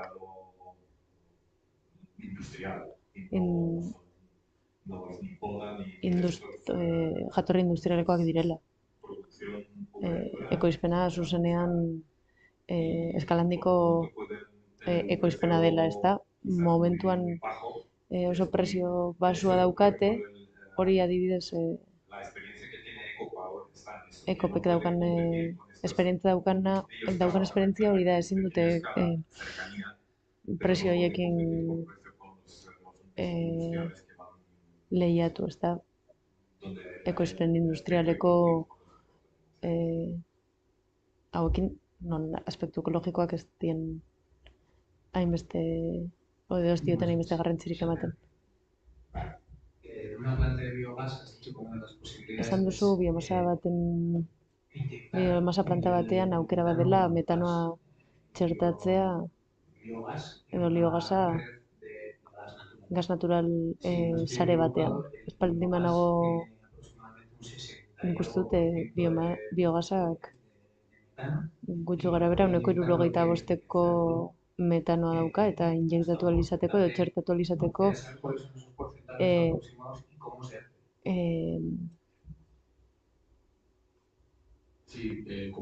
aberastu beharko litzateke, baina ez dakiz portzentaietara. Normalean biogasa lortzen denean 55 eta 65eko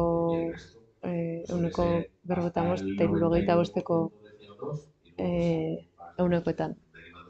Mugitzen da.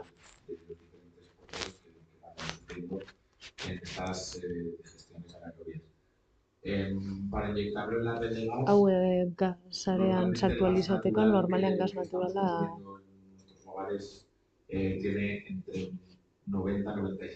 etxeetan erabiltzen dugunak 90 inguruko metanoa dauka, hidrogeno ere badauka, odorizanteak ere baditu, badioz fugak egotekotan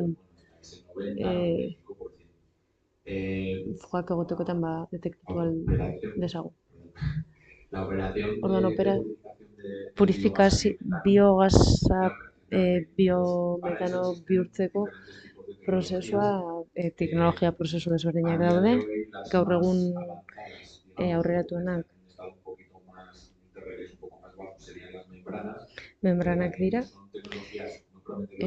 Hauek ere dira oso teknologia hauek gasa uru batetik sartzen dute eta presio apur batetik CO2 alde batetik doa eta metanoa beste batetik. Edo presio aldaketa egitea eta horrek absortzio fisikoaren bitartez banatu ahal izatea eta orduan presio aldaketa hori ziklo horiek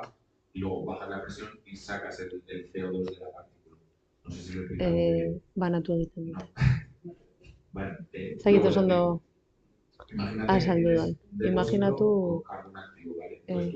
ikatz aktibo daukan deposito bat, sartzen zu korrente bat, 175ko metanoa daukana eta beste bat, eta 140ko CO2. Orduan, zu korronte horretan igotzen duzu y se quedaría ahí embebido. Entonces, tú sacas el CO2 y como estás a presión, el metano no sale, se queda dentro. Al bajar la presión, metanoa barruan geratzen da, eta presioa bajatzean metanoa ateratzen da, baina ez daukazu CO2 barruan. Gero beste teknologia mota batzuk daude, krionologikoak, eta horiek egiten dutena da kondentsatzea. Normalmente es muy caro y o se hace a gran escala o en una planta de biomasa pequeña es poco rentable. Los sectores de ciclo de presión se llaman PSA, Pressure Swing Absorption. También normalmente son caros, pero es algo más barato. Y entonces por eso hay tantas esperanzas puestas en las membranas, porque es un sistema que es muy sencillo, que es que solo necesitas un compresor y la propia membrana que deposita un poco es cara, que pueden ser de materiales poliméricos o cerámicos, que tampoco no son materiales estos críticos que estamos viendo ahora con catalizadores de tal, no, o sea, son materiales más o menos corrientes y es una tecnología más o menos sencilla. Lo complicado de eso es el dimensionar la permeabilidad que pueda tener el material de la membrana a los diferentes componentes de la corriente de gas. Entonces eso es lo que se está trabajando para hacerlas un poco a medida para cada tipo de proceso y para cada tipo de corriente.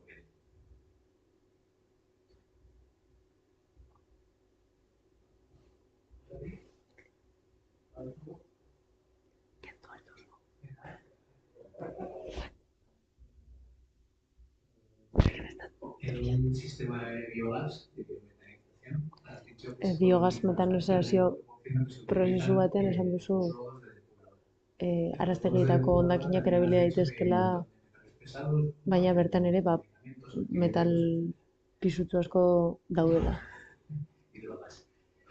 Y drogas. Eta komentatu duzu ere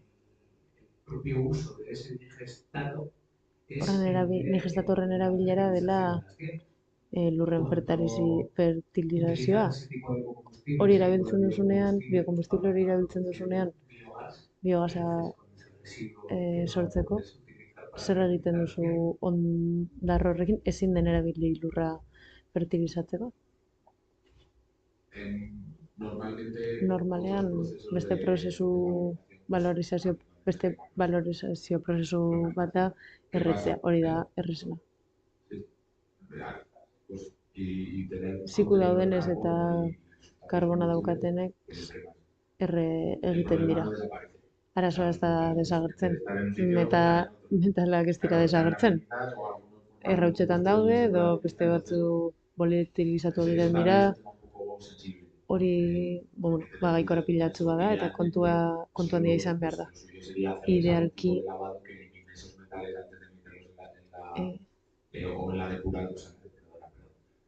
egin beharko litzatekeena da hondar horiek araztegian sartu baino lehen garbitzea, edo disolventeren batekin garbitzea. Horre guztiak prozesua garestitzen du, eta orduan etapa horrek ez du egiten horren jasangarria, edo horren eraginkorra. Azkenan, hainbeste metalekin eta hainbeste kontaminazioarekin, nonbaiten amaituko dute horrek. Orduan, egiten badugu oso jasoketa oso bereizi bat egiten dugu, edo hori gertatuko da. Eta espaldin baduzu lurrean sartzen edo eta bestela garbitzen duzu, baina ukiko duzu hondar garbi bat, baina gero ur bat edo beste hondakin bat metal pisutxo. Horregatik ere bere momentuan aldatu nahi zen zementerekin aldatuko erregulazioa hauek temperatura altuak hartzen zutelako incineradorek baino gehiago, eta orduan elementu hauetan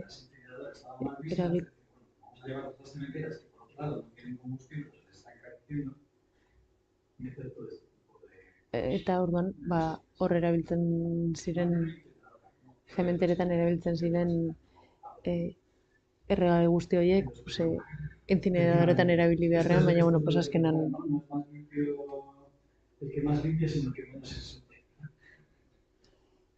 Bueno, pues venga, nos queda, no sé qué tiempo nos queda. Ez da zenbat denbora geratzen zaigun, 45 minutu. Nahiko harin joan beharko gara.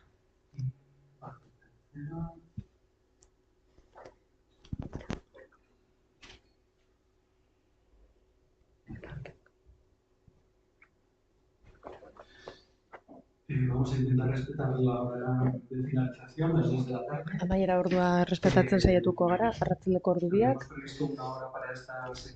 Aurreikusita geneukan 3. atal honentzako ordu bat. Baina, apur bat laburrago egin beharko du. Eta esan bezala, amaieran galderak egin ahalko dituzu. Azkenengo parte honetan esan dugun bezala, helburuak azaldu ditugu, kontestu azaldu dugu, bigarren partean orain amaitu dugunak teknika eta teknologiarekin lotutako kontu guztiak azaldu ditugu. Eta orain etorriko gara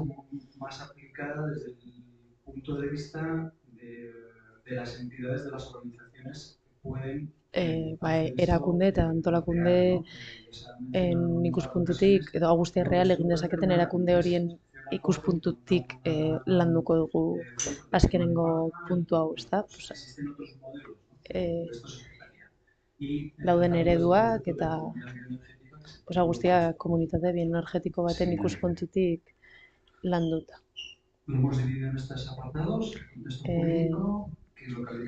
Atal hauetan banandu dugu, marko juridikoa, komunitate energetikoen marko juridikoa, alderdi garrantzitsuenak,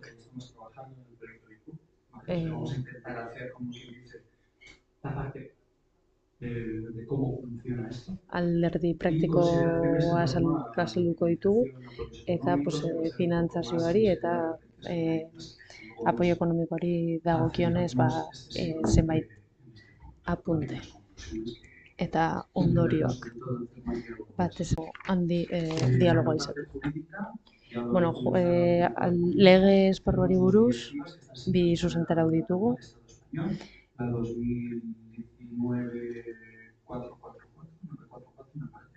2019-444, uste dut, eta 2018-2021 batek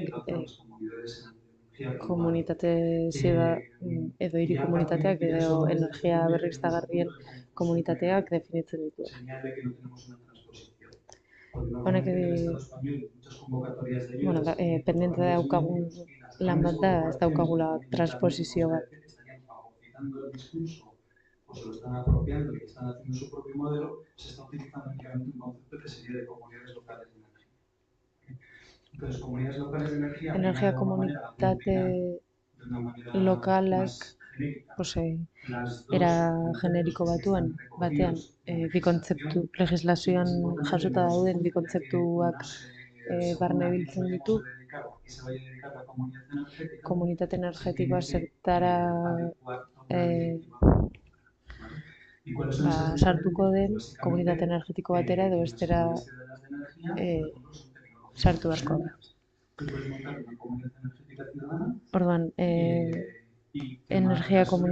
herriko energia komunitate batean gasoleoa erre daiteke, ezta?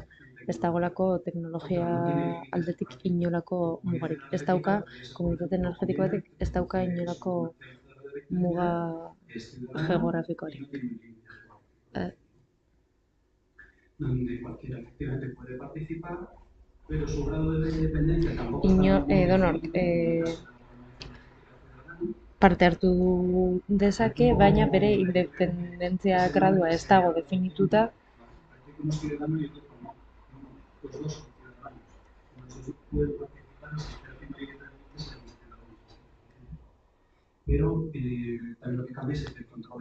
Eta aldatzen dena da bai ere kontrol efektiboa hemen, enpresa ertainak ere sartzen dira. Hau adibidez, erabakiak hartzerako momentuan non hartzen diren, zuzendaritza batzordeak zelan ere kitzen diren, eta bar. Orduan, energia berriztigarrien komunitateetan ezin da edozein energia, teknologia eta edozein iturri erabili. Oso garrantzitsua da. Hemen ez dut aipatu, baina hemen dago aipatuta, baina ez dute seinalatu. Komunitate edo herritarren komunitate energetikoak. Por tanto, todo como se está hablando, técnico, general, si voy a quemar para producir electricidad, sí me entra aquí. Pero si voy a quemar para producir calor, me tengo que ir aquí. Pero si voy a quemar algo que no es de origen renovable, resulta que ya no estoy bien. ¿Vale? Pues es como... Hay una especie de limbo bueno, en un momento determinado si estoy utilizando algo que no sea renovable para producir calor. Utz bat. Pero bueno, se supone que las comunidades de energía se han orientado para fomentar energia berriztagarriak erabiltzeko beroa sortzeko. Orduan, energia berriztagarrien beste ezaugarri bat da cerca de las personas que conforman la propia comunidad. Una comunidad de energía renovable no tiene sentido si las personas conforman la comunidad en Balmaseda y el proyecto se encuentra en un huerto solar en Cáceres. Eso no es una comunidad de energía renovable. ¿Qué le pasa a las directivas? No está expuesto al Estado español y no ha dicho cuánto de cerca es. ¿Vale? Entonces, ahí nos encontramos que luego vamos a las ayudas y uno te habla de 50 kilómetros, el otro te dice que no te salgas de la provincia y el otro, pues... Bueno, ez dago batasunik esparruaren edo gertutasunaren parametroen inguruan, ez da? Bueno, pues behintzat pertsonak, pipeak eta bertoko instituzioak, gero independentzia pertsonak, entitateak eta pymeak dira parte hartzen dutenak eta kide hauek independentzia maila handiagoa daukate. Y es para que sea en un ambiente dinámico cercano. Esos son los elementos con los cuales vamos a establecer la diferenciación. Vale. Hemos dado un montón de normativa y de referencias, sin más para que la tengamos como... Bueno, hemen daukagun zuzentarau eta normatiba ugari erreferentzia bezala izan ditza zuen. La estrategia de transición justa, también a nivel de Navarra, a nivel del gobierno vasco, Agenda 2030, bueno, pues toda una serie de normativas y de referencias que pueden ser de interés, ¿no? Bueno, interesgarriak izan daitezken normatiba eta referentzia ugari, baina ez gara orain hor sartuko banan. Gehiago dokumentazio bibliografiko izatera bideratuta dago. Zelan sortzen da komunitate bat? Bikopen barruan,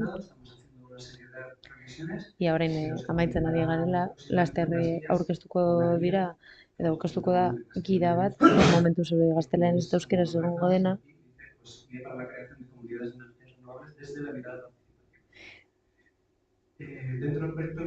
Esaten duen bezala, komunitate energetiko berriztagarriak sortzeko gidaliburua begirada parte hartzaile batetik.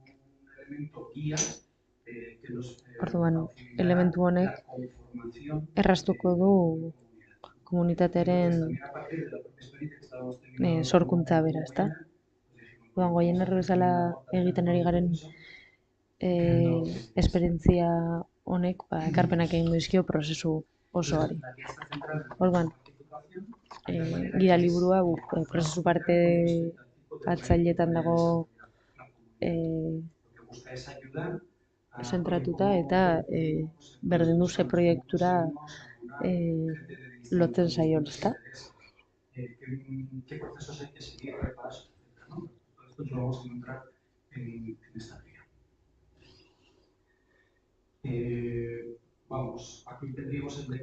Hemen daukagu dekalogo bat, zergaitik sortu komunitate energetiko bat, azpimarratzen du energia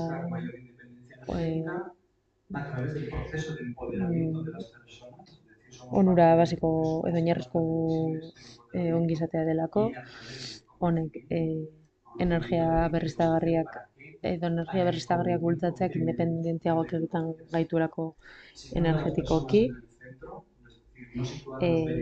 herritarrak edo herritarrei gan jartzen du garrantzia eta ematen die indarra, pertsonak jartzen dira erdian eta ez aktibitate ekonomikoa, aldaketa klimatikoa behintzat txikitzen ari laguntzeko. Energia era responsableago eta kontzienteago batean kontsumitzeko.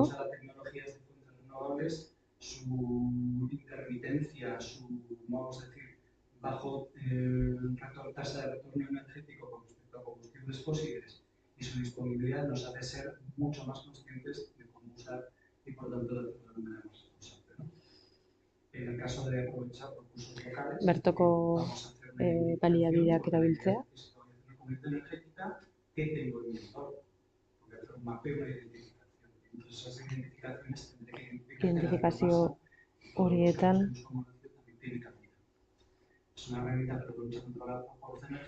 pobrezia energetikoaren aurkako borroka egiteko tresna bada. Gainera, partizipazio soziala edo parte hartze soziala ez da bakarrik proiektuan bertan parte hartzen dutenak baizik eta sare osoarena, eta sareak eta sortzen dituela eta proiektuak guztien artean garatzeko.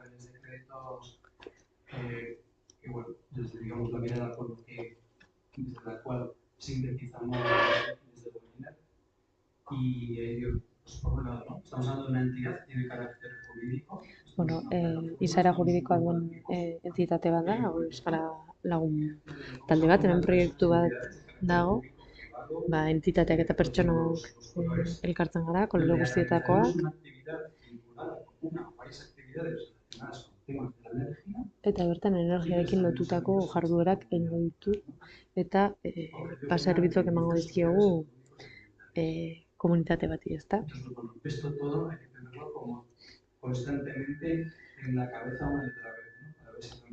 Hau denbora guztian izan behar dugu buruan. Hau izango litzateke konformazio prozesua, 4 fasetan estrukturatuta. lehenengo fasea kaptaziokoa izango litzateke, ezta? Interesa piztea. Sentsibilizazio kanpaina desberdinen bitartez egin daitekeena.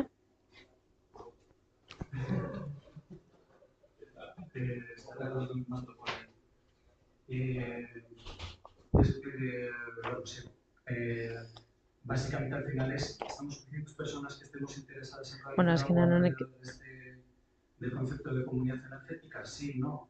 Bueno, si no se dan esas premisas, pues difícilmente vamos a poder seguir adelante. Ya en esta primera fase de diseño y de captación, bueno, intentamos también diseinu eta kaptazio fase honetan saiatzen gara taldea ahalik eta heterogeneoagoa eta multidisciplinarra izatea. Bilatzen du. Vale. Bueno, nik jarraitzen dut, eta zuek... Las siguientes zonas que están dispuestas a empujar este tema y entonces iniciamos lo que llamaríamos como un proceso preparatorio.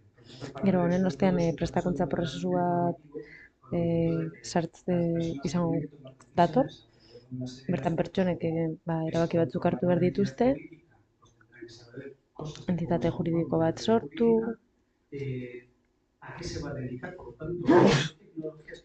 jakin beharko eta es una fase que está muy orientada a eso, ¿no? A la formación, a la preparación de las personas que luego tienen que tomar decisiones. Fase hori pertsonen formakuntzara oso bideratuta dago eta hortik aurrera energia berriztagarrien komunitatea sortzen hasiko ginateke, ezta? Orduan, daukagun informazio txiki horretatik eta informazio asekible izan behar da.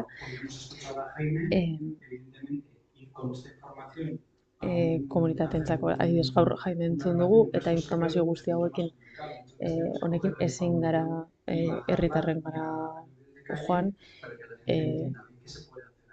hauei ondo azaldu behar zaielako zer egin daitekeen eta erabakiak hartzeko prozesu batean amaitu dadin hori guztia egitea, ezta? Orduan, diseinu elementu guztiak erabakita daudenean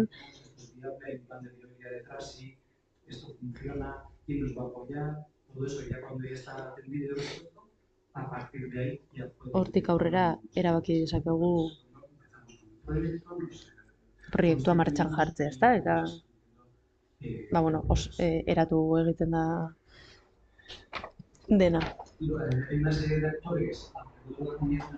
Komunitate energetikoaren inguruan dauden eragile desberdinak daude, jakoak direnak, produktore eta prosumidoreak, gero ondo edo geroago zerbitzuak kontsumituko dituzten pertsonak, hasieran ez ditugu langileak izango, baina kontuan hartuko dugu jardueraren, baina gure helburua da gure komunitate honek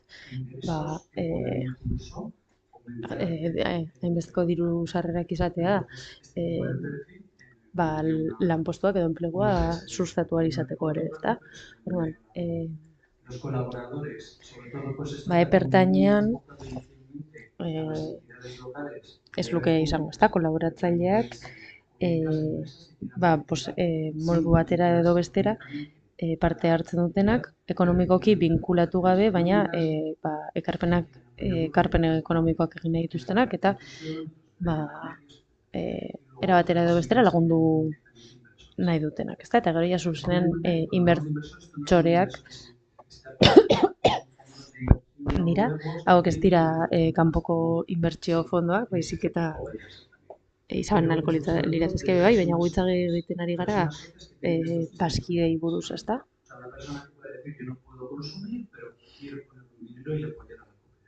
Adibidez, energia hori kontsumitu ezin duen, baina babestu nahi duen pertsona bat, ezta? Gero, instituzio publikoek paper garrantzitsu bat daukate, diseinu prozesu hauetan, zergaitik hauek lagundu dezaketelako hutsune bat betetzen. Hutsune hori adibidez, ahalik eta gehien profesionalizatzen eta baliabide batzuk eskaintzen proiektuari ere legitimitatea ematen, ez soilik baliabide ekonomikoak, baizik eta leku lokalak ustea, bilerak egiteko, adibidez, energia bulego batzuk edo energia bulego zerbitzua eskaintzea, politikoa fiskalen laguntzea,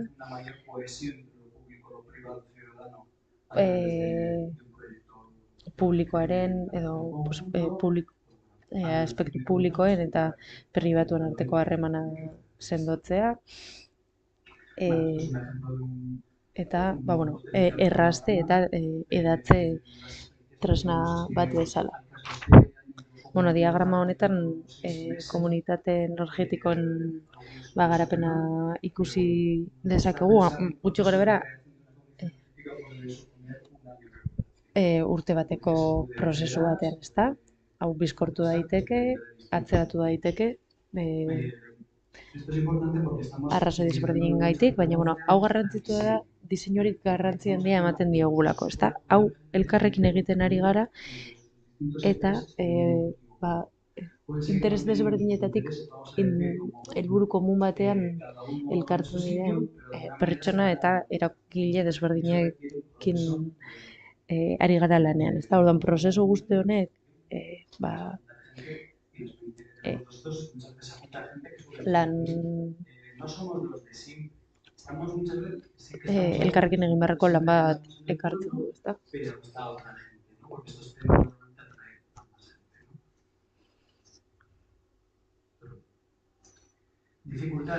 Zentzu dira zailtasunak. Adibidez, finantzazioa lortzea, hasieran.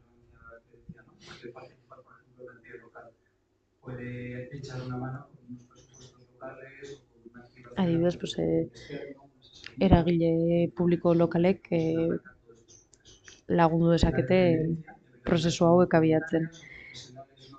Pertsona voluntarioen dependentzia,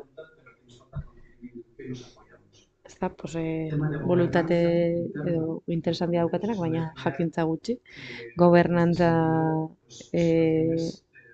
konplexutasunak, adibidez. Normalan herriko jaiak antolatzea nahiko erreza da, ez da, esperientzia daukagu, baina hemen beste gauza bat da. Orduan, rolak ondo bereizi behar dira, botererekin lotutako gauzak eta gintzea gustatzen zaiona eta beste pertsona batzuei egitea gustatzen zaie, ezta? Gero muga administratiboak, merkatura heltzeko mugak, hauek proiektuei eragiten die gehiago komunitatea eragiteari baino.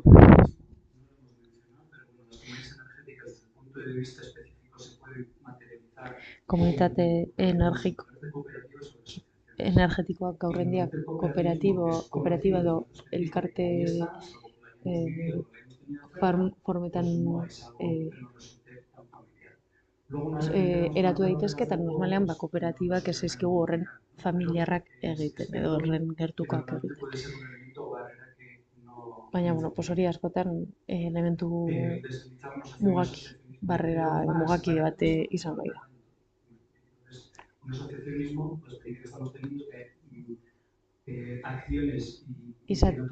Daukagun esperientzia da elkarte moduan diren proiektu horiek kooperatibara pasatu behar dutela, handitu gala, ezta? Eta gero eredu diskurtsiboaren egokitzapena.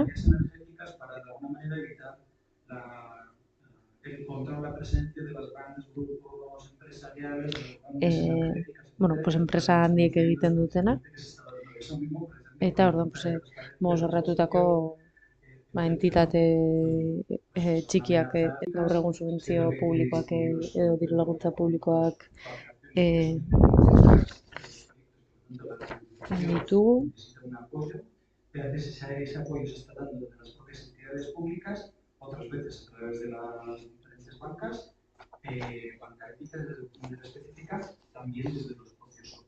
Eta gero, bestalde, Los aspectos de gobernanza, eh, pues, gobernantza ya alderdiak existen redes, daude, pueblos, y normalmente lo que se hace es bueno, consolidar honek esat, relaciones normalen existentes. herrietan dagoeneko sareak existitzen dira, eta hauek egiten dutena da, pues, baliatu sare horiek, ez da? Entonces, en ese sentido, pues, bueno, son elementos que van marcando una buena gobernanza. Elementu hauek gobernantza egokia zehazten doaz. Muga juridiko administratiboei dagokionez,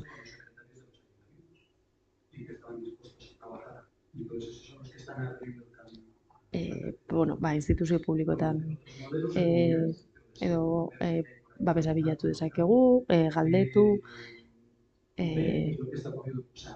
Cojamos lo que ya está escrito, las propias directivas, y aprovechar, por ejemplo, leyes proyectos como la ley de cooperativas.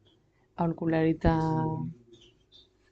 eskatu, eta eta apropiazioari dagokionez, diskurtso oso argiak izatea, zertarako nahi dugu komunitatea, gure estrategia komunikatiboa indartua izatea, gardentaz eta gardena, eta profesionaltasuna.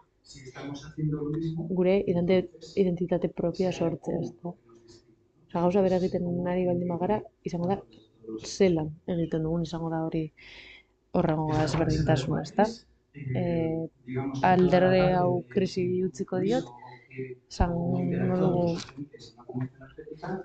En este caso, pues vamos a ir haciendo el recorrido de cómo nos hemos ido encontrando con los actores, en el caso de Aberasturi, para ver una red de calor en un municipio de 150 habitantes, con menos, con 150, los municipios, y bueno, pues así vemos también cómo vamos haciendo ese proceso de mapeo y acercamiento. Pues eso, que hay dentro del proyecto BICUP dos casos BICUP demostrativos. proiektuaren barruan, ikasu demostratibo daude, bata Murgian, kate, balio katearen, biomasa proiektu baten kate balioaren parte bat bakarrik eragiten diona, eta gero beste bat Aberasturi, Gasteizko zonalde bat. Hemen azaldu nahi duguna da, zintzu diren biomasaren balio kate horren barruan zintzu diren eragile garrantzitsuak. Ez dira komunitate energetikoaren barruan dauden guztiak, inguruan daudenak ere. Batzuk bai, adibidez, biomasaren jabeak ditugu, biomasa nonbaitetik etorri behar da. Gero, biomasa hori kudeatzen duten enpresak, fabrikanteak, instalatzaileak, zerbitzu energetikoak egiten dituzte, gero, kooperatibak eta komunitate energetikoak, barruko zein kanpoko inbertsoreak, teknologia zentroak eta unibertsitateak, administrazio publikoan lagundu zeketen aholkulariak, eta azkenean zerbitzuaren erabiltzaileak. Banan joango gara aztertzen, lehenengo jarri ditugu erabiltzaileak, etxeak, eraikinak, adibidez, eskolak, edifizio, eraikin publikoak, eta adibidez, Aberasturiren kasuan, ia asmoa bero sare baten bidez egitea da, ezta?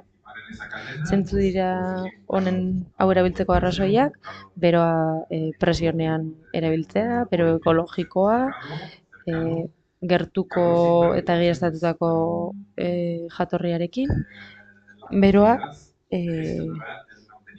arazo gabe edo buru hausterik gabe, ezta? Komunitateak egingo du, osea, mantenimendua sareak egingo du, eta bar. Sarea eta komunitatea osatzea, hori nahiko positiboa iruditu zaie pertsona askori. Horrek komunitatearen kohesioan laguntzen du eta solidaritatea eta pobrezia energetikoa murriztearen puntua, ezta? Bitumen argazki batzu ditugu, Aberasturin egindako lehenengo bilerarenak.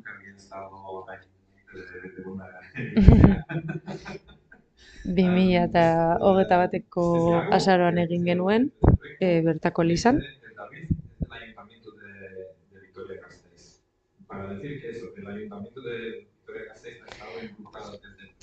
Gasteizko udala hasieratik egon da proiektu hau bultzatzen eta errazten. Bueno, nortzu gehiago kooperatibak eta edo komunitate energetikoaren sareak, oraindik ez dira Aberasturin sortzen, baina bueno, gure asmoa da laster sortze. Zergatik egin nahi dugu? Gure motiboak dira hau babesten dugula, parte hartze publikoa zabaltzea, herritarra erdian sartzea, eta onura edo gertuko diru-sarrerak banatzea. Zergatik parte hartzen duen Gasteizko udalak? Udal bezala lanpostu berriak izatea interesatzen zailako, hondakinen kudeaketa irtenbide bat komeni zailako, interesatzen zailako. Horrela, ekiditen da inguruko aberastasuna kanporatzea eta herrian geratzen dira lortzen da. Gero segurtasun energetikoa, tokiko garapena eta pobrezia energetikoaren murrizketa. Hemen ikusten da Gasteizko udalaren barruan egin genuen sorkuntza jardunaldi bat. Aurtengo otsailean. Nork gehiago? Biomasaren jabeak. Kasu honetan, kontseilua bera da biomasaren jabea.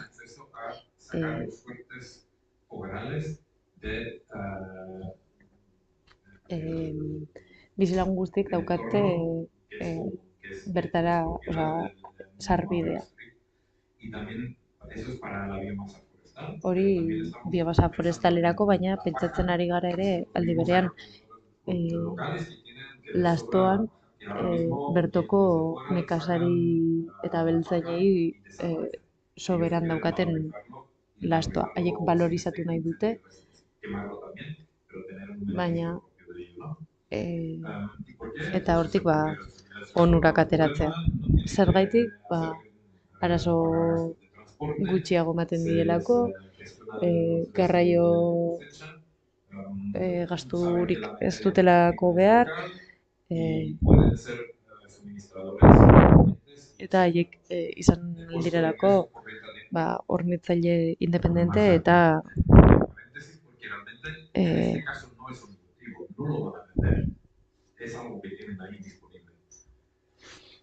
gero parentesi artean sartu dute diru irabaziak, baina hori ez da azken helburu. Eta gero biomasa kudeatzen duten enpresak, adibidez Barbiur, Errez, lan forestalak egin ditzaketenak era jasangarri batean, eta beste batzuk biomasaren prozesamendua egiten dutenak, adibidez, espalatzea. Zentzu diren arrazoiak, bezero gehiago lortu ditzaketelako, badakite materia lehengaia hor dagoela,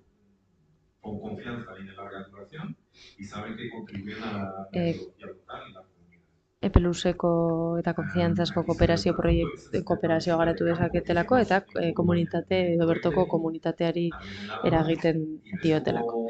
Gero hau Araban, Roit egindako proiektu batean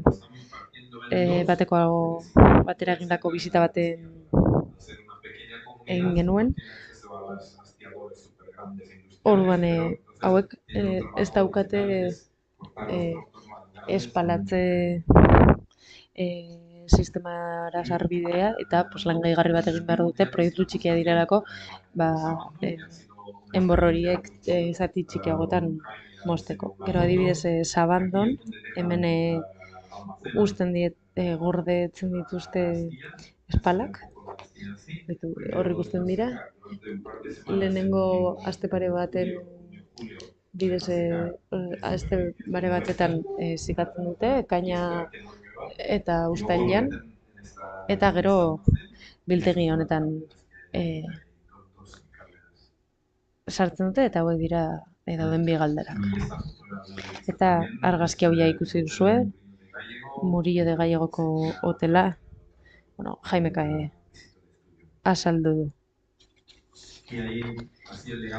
Bueno, orduan heldu gara ekipoen fabrikatzaileetara, oraindik gure proiektuaren barruan ez dago fabrikatzailerik, baina pues, ez dugu bat inorre proiektuan sartzerik lortu haientzako azkenen pues, bueno, salmentak dira balio dutenak, baina pues, zerbitzuaren mantenua eman dezakete, ezta?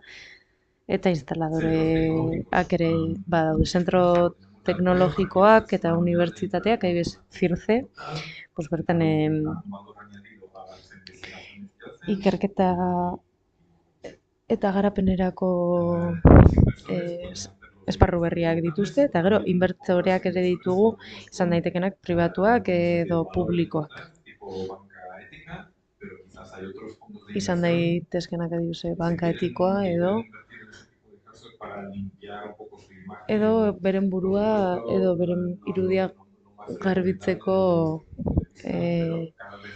baliatu nahi duten kanpoko inbertsoreak, eta bueno, gure ustez ez da hori eraginkorrena, ez da?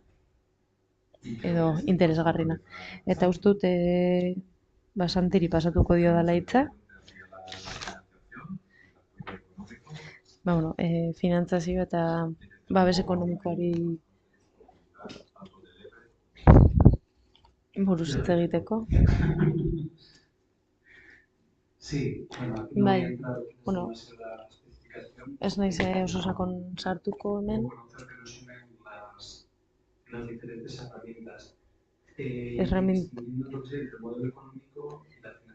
Bueno, desberdina da eredu ekonomikoa eta finantzazioa, eta beste komponente bat gehiago binkulazio gradu, ezta? Tenemos muchas herramientas que las propias cooperativas de Cosilla crean para poder disponer de herramientas que faciliten o que por lo menos articulen mecanismos orientados a la financiación. ¿Vale? Desde un punto de vista, vamos a decir, del modelo económico, eredu ekonomiko baten ikuspuntutik, ikus dezazuen kuadroa izango litzateke, alde batetik komunitate energetikoa eta bestetik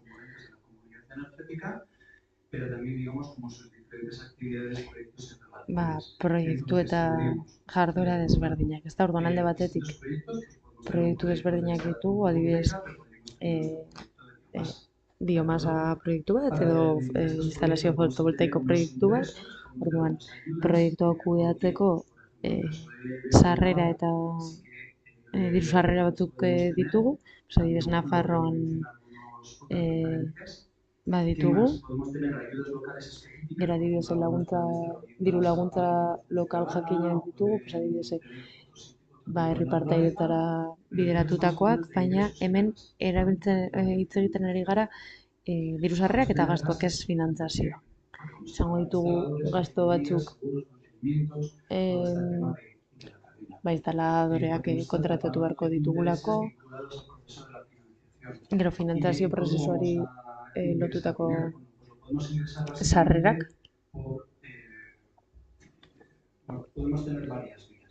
bide desberdinak izan ditzakegula. Zein da nagusia, gu sortzen ari garenak orokorrean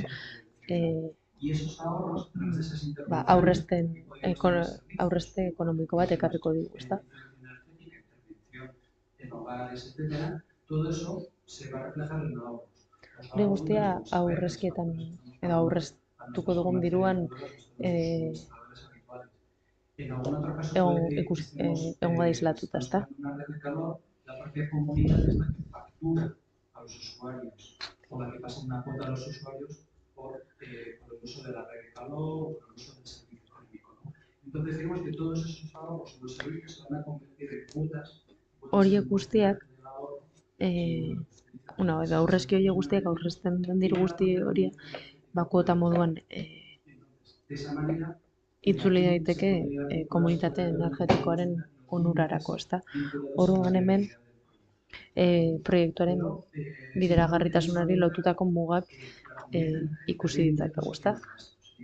Orduan, garrantzitsua da ikustea komunitate energetikoak gastuak eta diru sarrerak dituela eta ikusi behar dugu noraino heltzen diren, ezta?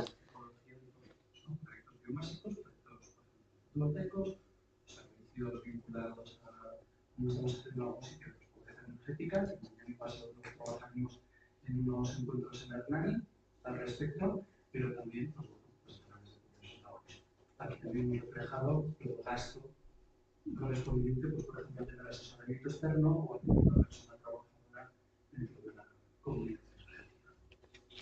Eta, langileak edo komunitate energetikotik kanpo norbait kontratatzeko gastuak ere badaude. Energética, por un lado, al ser una cooperativa, vamos a definir estatutariamente que para participar en una cooperativa tenemos una aportación económica. Gero, kooperatiba bat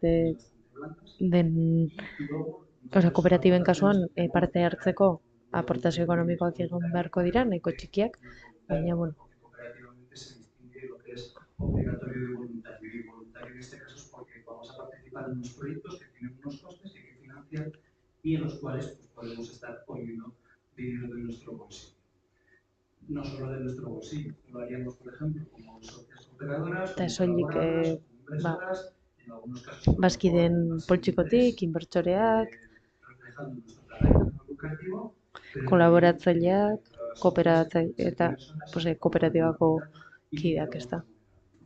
En anterior hablábamos que había un flujo, un gasto, que si los intereses pues, vendrían de aquí. Hemos conseguido inversores. Pero también podemos tener financiación externa. Baina kanpoko finantzazioa ere izan dezakegu. Convencionales, de crédito, diferentes mecanismos, ¿vale? Esos Mekanismo horiek, batez ere, otros 30 minutos, por ejemplo, tenemos proyectos como Powerpool,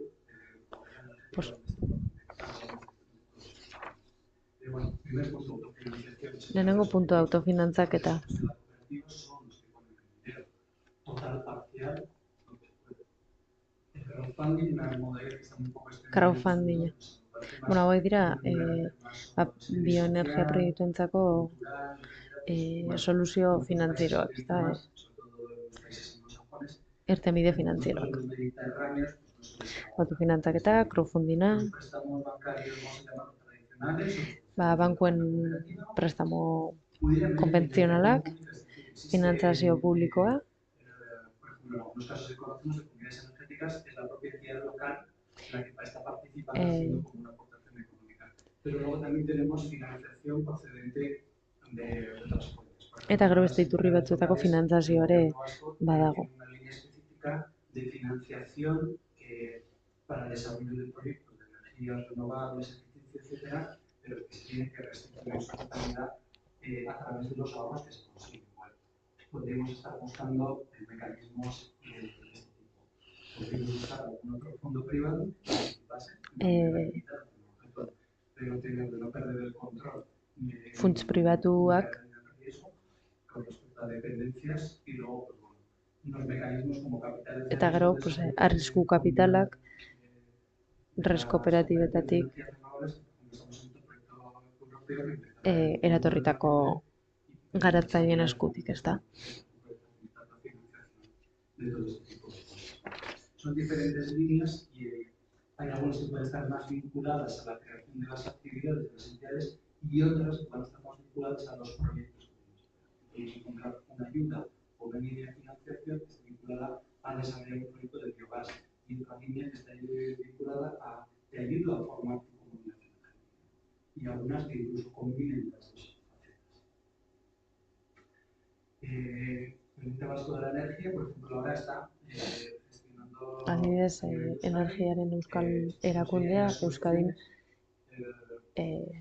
bi diru laguntza bat ematen ari da, autokontsumora bideratutakoa eta biltegiratzera bideratutakoa. Eta gero, adibidez, Gasteizko udaleko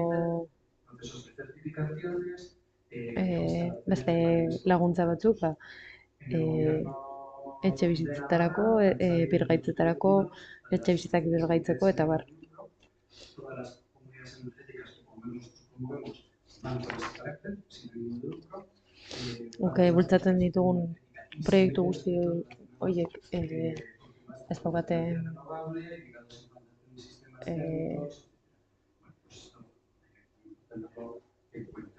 los sistemas térmicos todavía no están tan desplegados o no cuentan con tantas ayudas, quizás con tanta publicidad como está contando la fotovoltaica, pero que es algo que tenemos aquí. Luego tenemos dos ayudas de IDAE que van a vencer ya el 26 de octubre. Gero, urriaren 26an amaituko diren bi laguntza ditugu, batzuk bero saretarako eta beste bat biogasera. Sería para biogás y la 707 para redes de laboratorio. Claro, ya por los plazos y todo, bueno, tienes un proyecto que esté como muy maduro, tus anteproyectos y todo, que no te da lo que vas a presentar, pues complicado. Pero bueno, es la primera vez que salen de esta manera tan específicas y es previsible que sean eta aurreikusi daiteke berriro ateratzea. Gero daude lerro batzuk oraindik ez direnak azaldu.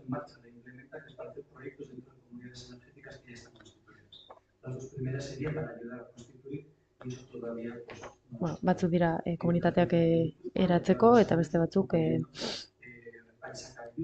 komunitate eratuta dauden komunitate horietan proiektuak garatzeko. Bueno, ondorioak asko, baina alde batetik komunitate bioenergetikoari buruz hitz egitea, komunitate energetiko bat pentsatzeko forma espezifiko bat bezala kontuan hartuta bere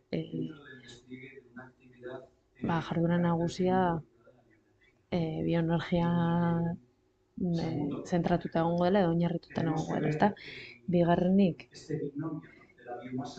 gertuko biomasa jasangarria eta komunitate energetikoaren binomio hori kontuan hartu behar dugu. Honek, orduan, egiten duguna da baliabideak aprobetxatu eta demokratizazio eta soberania energetiko prozesuak bultzatzeko, ezta? Orduan, gertu daukaguna balioatzen dugu prozesu guzti hauek garatzeko, ezta? Trantsizio energetiko bat laguntzeko. Zer egiten ari gara goien erran? Hau guztia aztertzen ari gara, jakiteko hauen guztien zenbaten noraino heldu ahalko liratezken, ezta? Adibidez, biokonbustiblea eta bero jasangarria, proiektuen ingenieria, bueno, inork ekarpenik balu hor, eta gero diseinuari diseinuan laguntzea, ezta? Eta hemen amaitzen da.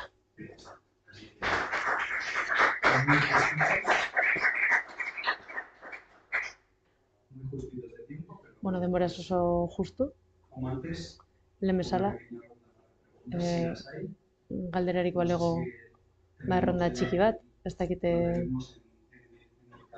kanalean, ez daukagu galderarik. Noizko aurreikusten dira berriro INAEko diru laguntzak? es una línea, o sea, es una convocatoria plurianual. Entonces, tiene que haber, la que ha salido, si no recuerdo mal, es la de primeros de este año, ha salido la que era del 21. Entonces, la del 22 todavía no ha salido. Aurtengo urte hasieran 2021 dagokion.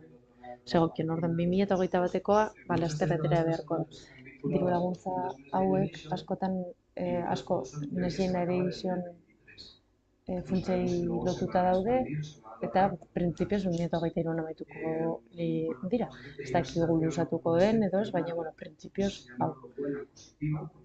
Badago egoera berezi bat, ez dakit ona edo txarra den deitu, baina korporazio handiak indefinizio guzti hori baliatzen dute. Pero bueno, vamos a decir que la mayoría de estas convocatorias en teoría deberíamos esperar que se repitan. Baina, printzipioz, espero dugu aurten eta datorren urtean ere errepikatzea. Gero ikusiko da, baina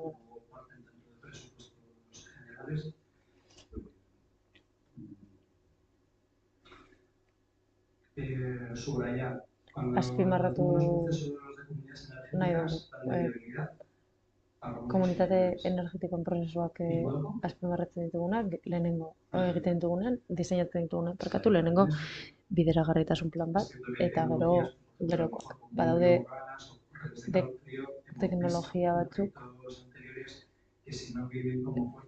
espaldin badatoz oso babestuak, zaila dela aurrera eramatea. Azkenan dira, son los propietarios los que despliegan la solución de calor, no se despliega desde una perspectiva urbana, ¿vale? Que pueda ser asumida por el municipio como una ventaja. Eso lo encuentras más en países del este, en otros sitios. Pero bueno, pues luego haces una remodelación, haces un planteamiento y entra dentro de la política energética de la administración competente que quiere ir por ahí, pero luego la explotación, además tenemos secuencias de Chomi, está lo de Sestao Berri, tenemos sitios donde se están dando, ¿no? Pero en sus complejidades. Claro. Aquí es una intervención urbana, obra civil, son particulares, los plazos también, pero bueno, yo también puedan encontrar otra serie de cuestiones como por ejemplo el hecho de que en manos de quien está aquí el beneficio, ¿no? Normalmente ya el rendimiento que se le saca de eso no está tan concentrado. Entonces, pues, es un libro que también hace que no esté tanto en la arena de los grandes lobbies de las corporaciones como de las cosas. De ahí que yo creo que tenemos que hacer otro tipo de lobbies, otro tipo de ámbitos donde podamos trabajar esto en ámbitos más locales, comarcales y buscar nuevos.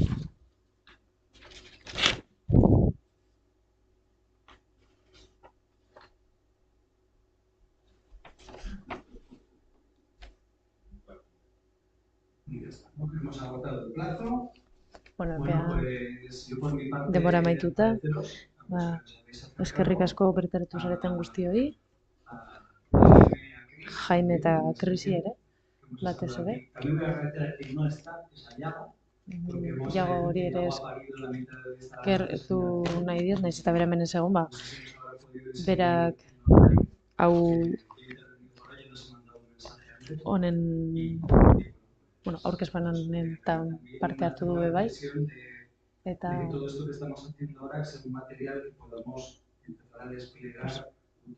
material guztia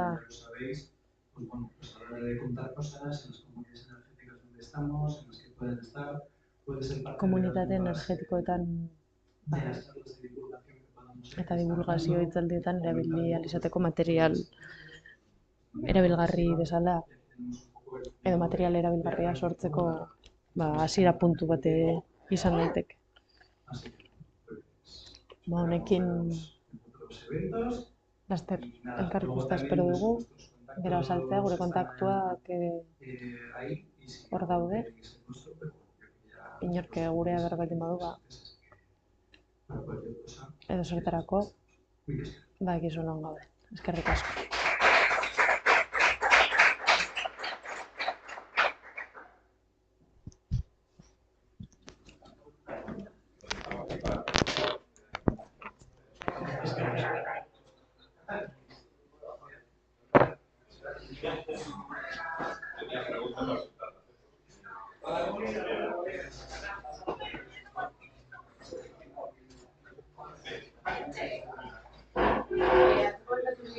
Pertsunak galdetu di streaming zerbitzuari buruz, así que bidaliko dizkizute ezaugarriak bedigaz.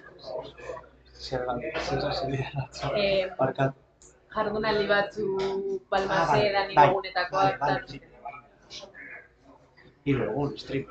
Bai, hiru egun, ez dakite oraindik 2-3 ordu, baina hori daukagu el handicap, hirugarrena dela larun batean, urriak 15, osea, egun horretan mantentzen bada... Ez dut uste, galtzen egiten dugu. Vale.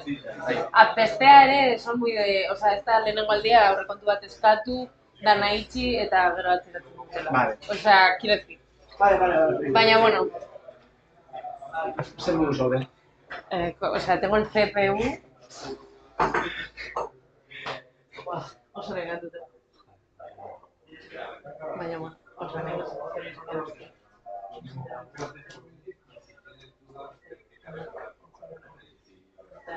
Momentu batean egon ikusle bat. Hostia, mierda ikusle bat da, eta gero kontu bat ez zela beste mugikorretik. Así que... Baina ez dira un txortik. Bai, claro, sí, jatorrizko bat. Vale. Ikusle bat. Izatu naiz, entzutera, ondo entzuten zen, ondo entzuten zen, baina gauza eta egiten duen. Eta gero, todos los... ondo.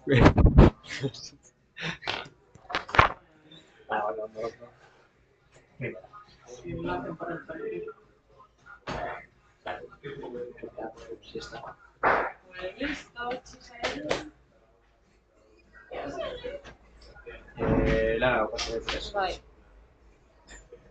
Bai, todavía.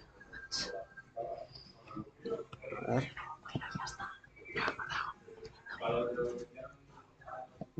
Finiquitado. Joder, pues Zerarekin, zer zeunden grabatzen Audacityarekin? Ni? zure audioa. Bada ez bada. Eta de hecho erabiliko dut. Osa entregatuko dugu. Bai.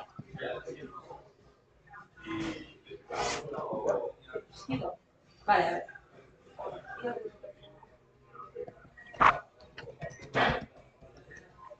Ze agian editatuko dut momentu batean. Osa, entregatuko dizke bideoa eta egindako kagada.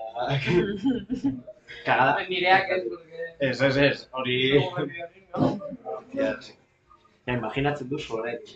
Venga, orain beste labor. Beste labordo, zuzentzen eta gainera errepikatzen... Zerko nuke aste oso bat. Vale.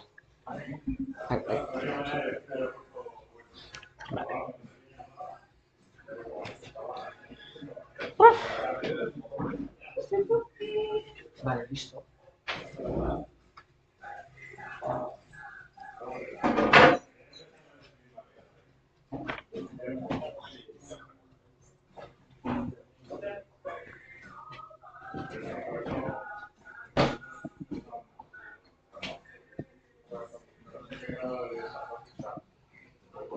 ¿Qué tal? Bien, ha estado... Luego ya se han ido desconectando algunos, pero han estado... En el punto que más ha estado 11 personas siguiendo. 11 personas. Sí, y ahora 4 o 5... En la segunda parte. No, sí, hacia el final ya, a la hora de comer ya... Eso es.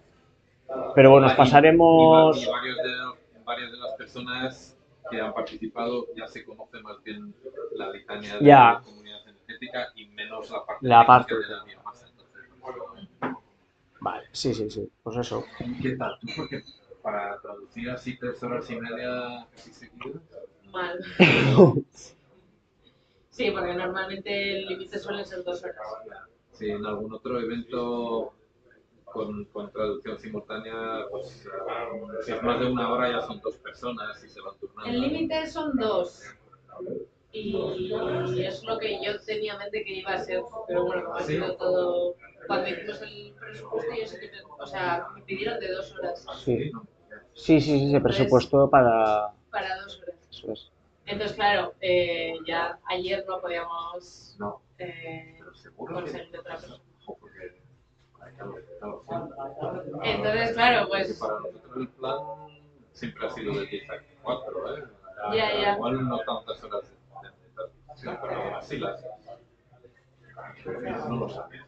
bueno, como ha sido todo de última hora y A ver si alguna otra vez podemos hacer algo para ti. Creo que hemos, ¿cómo se llama? De vuestra buena voluntad hemos comido bastante hoy. bueno, Vale, ha salido. bien. Soy Eskerrik asko, soy. Ella pensaba que eso debía ser 2 horas. Claro, 3 horas.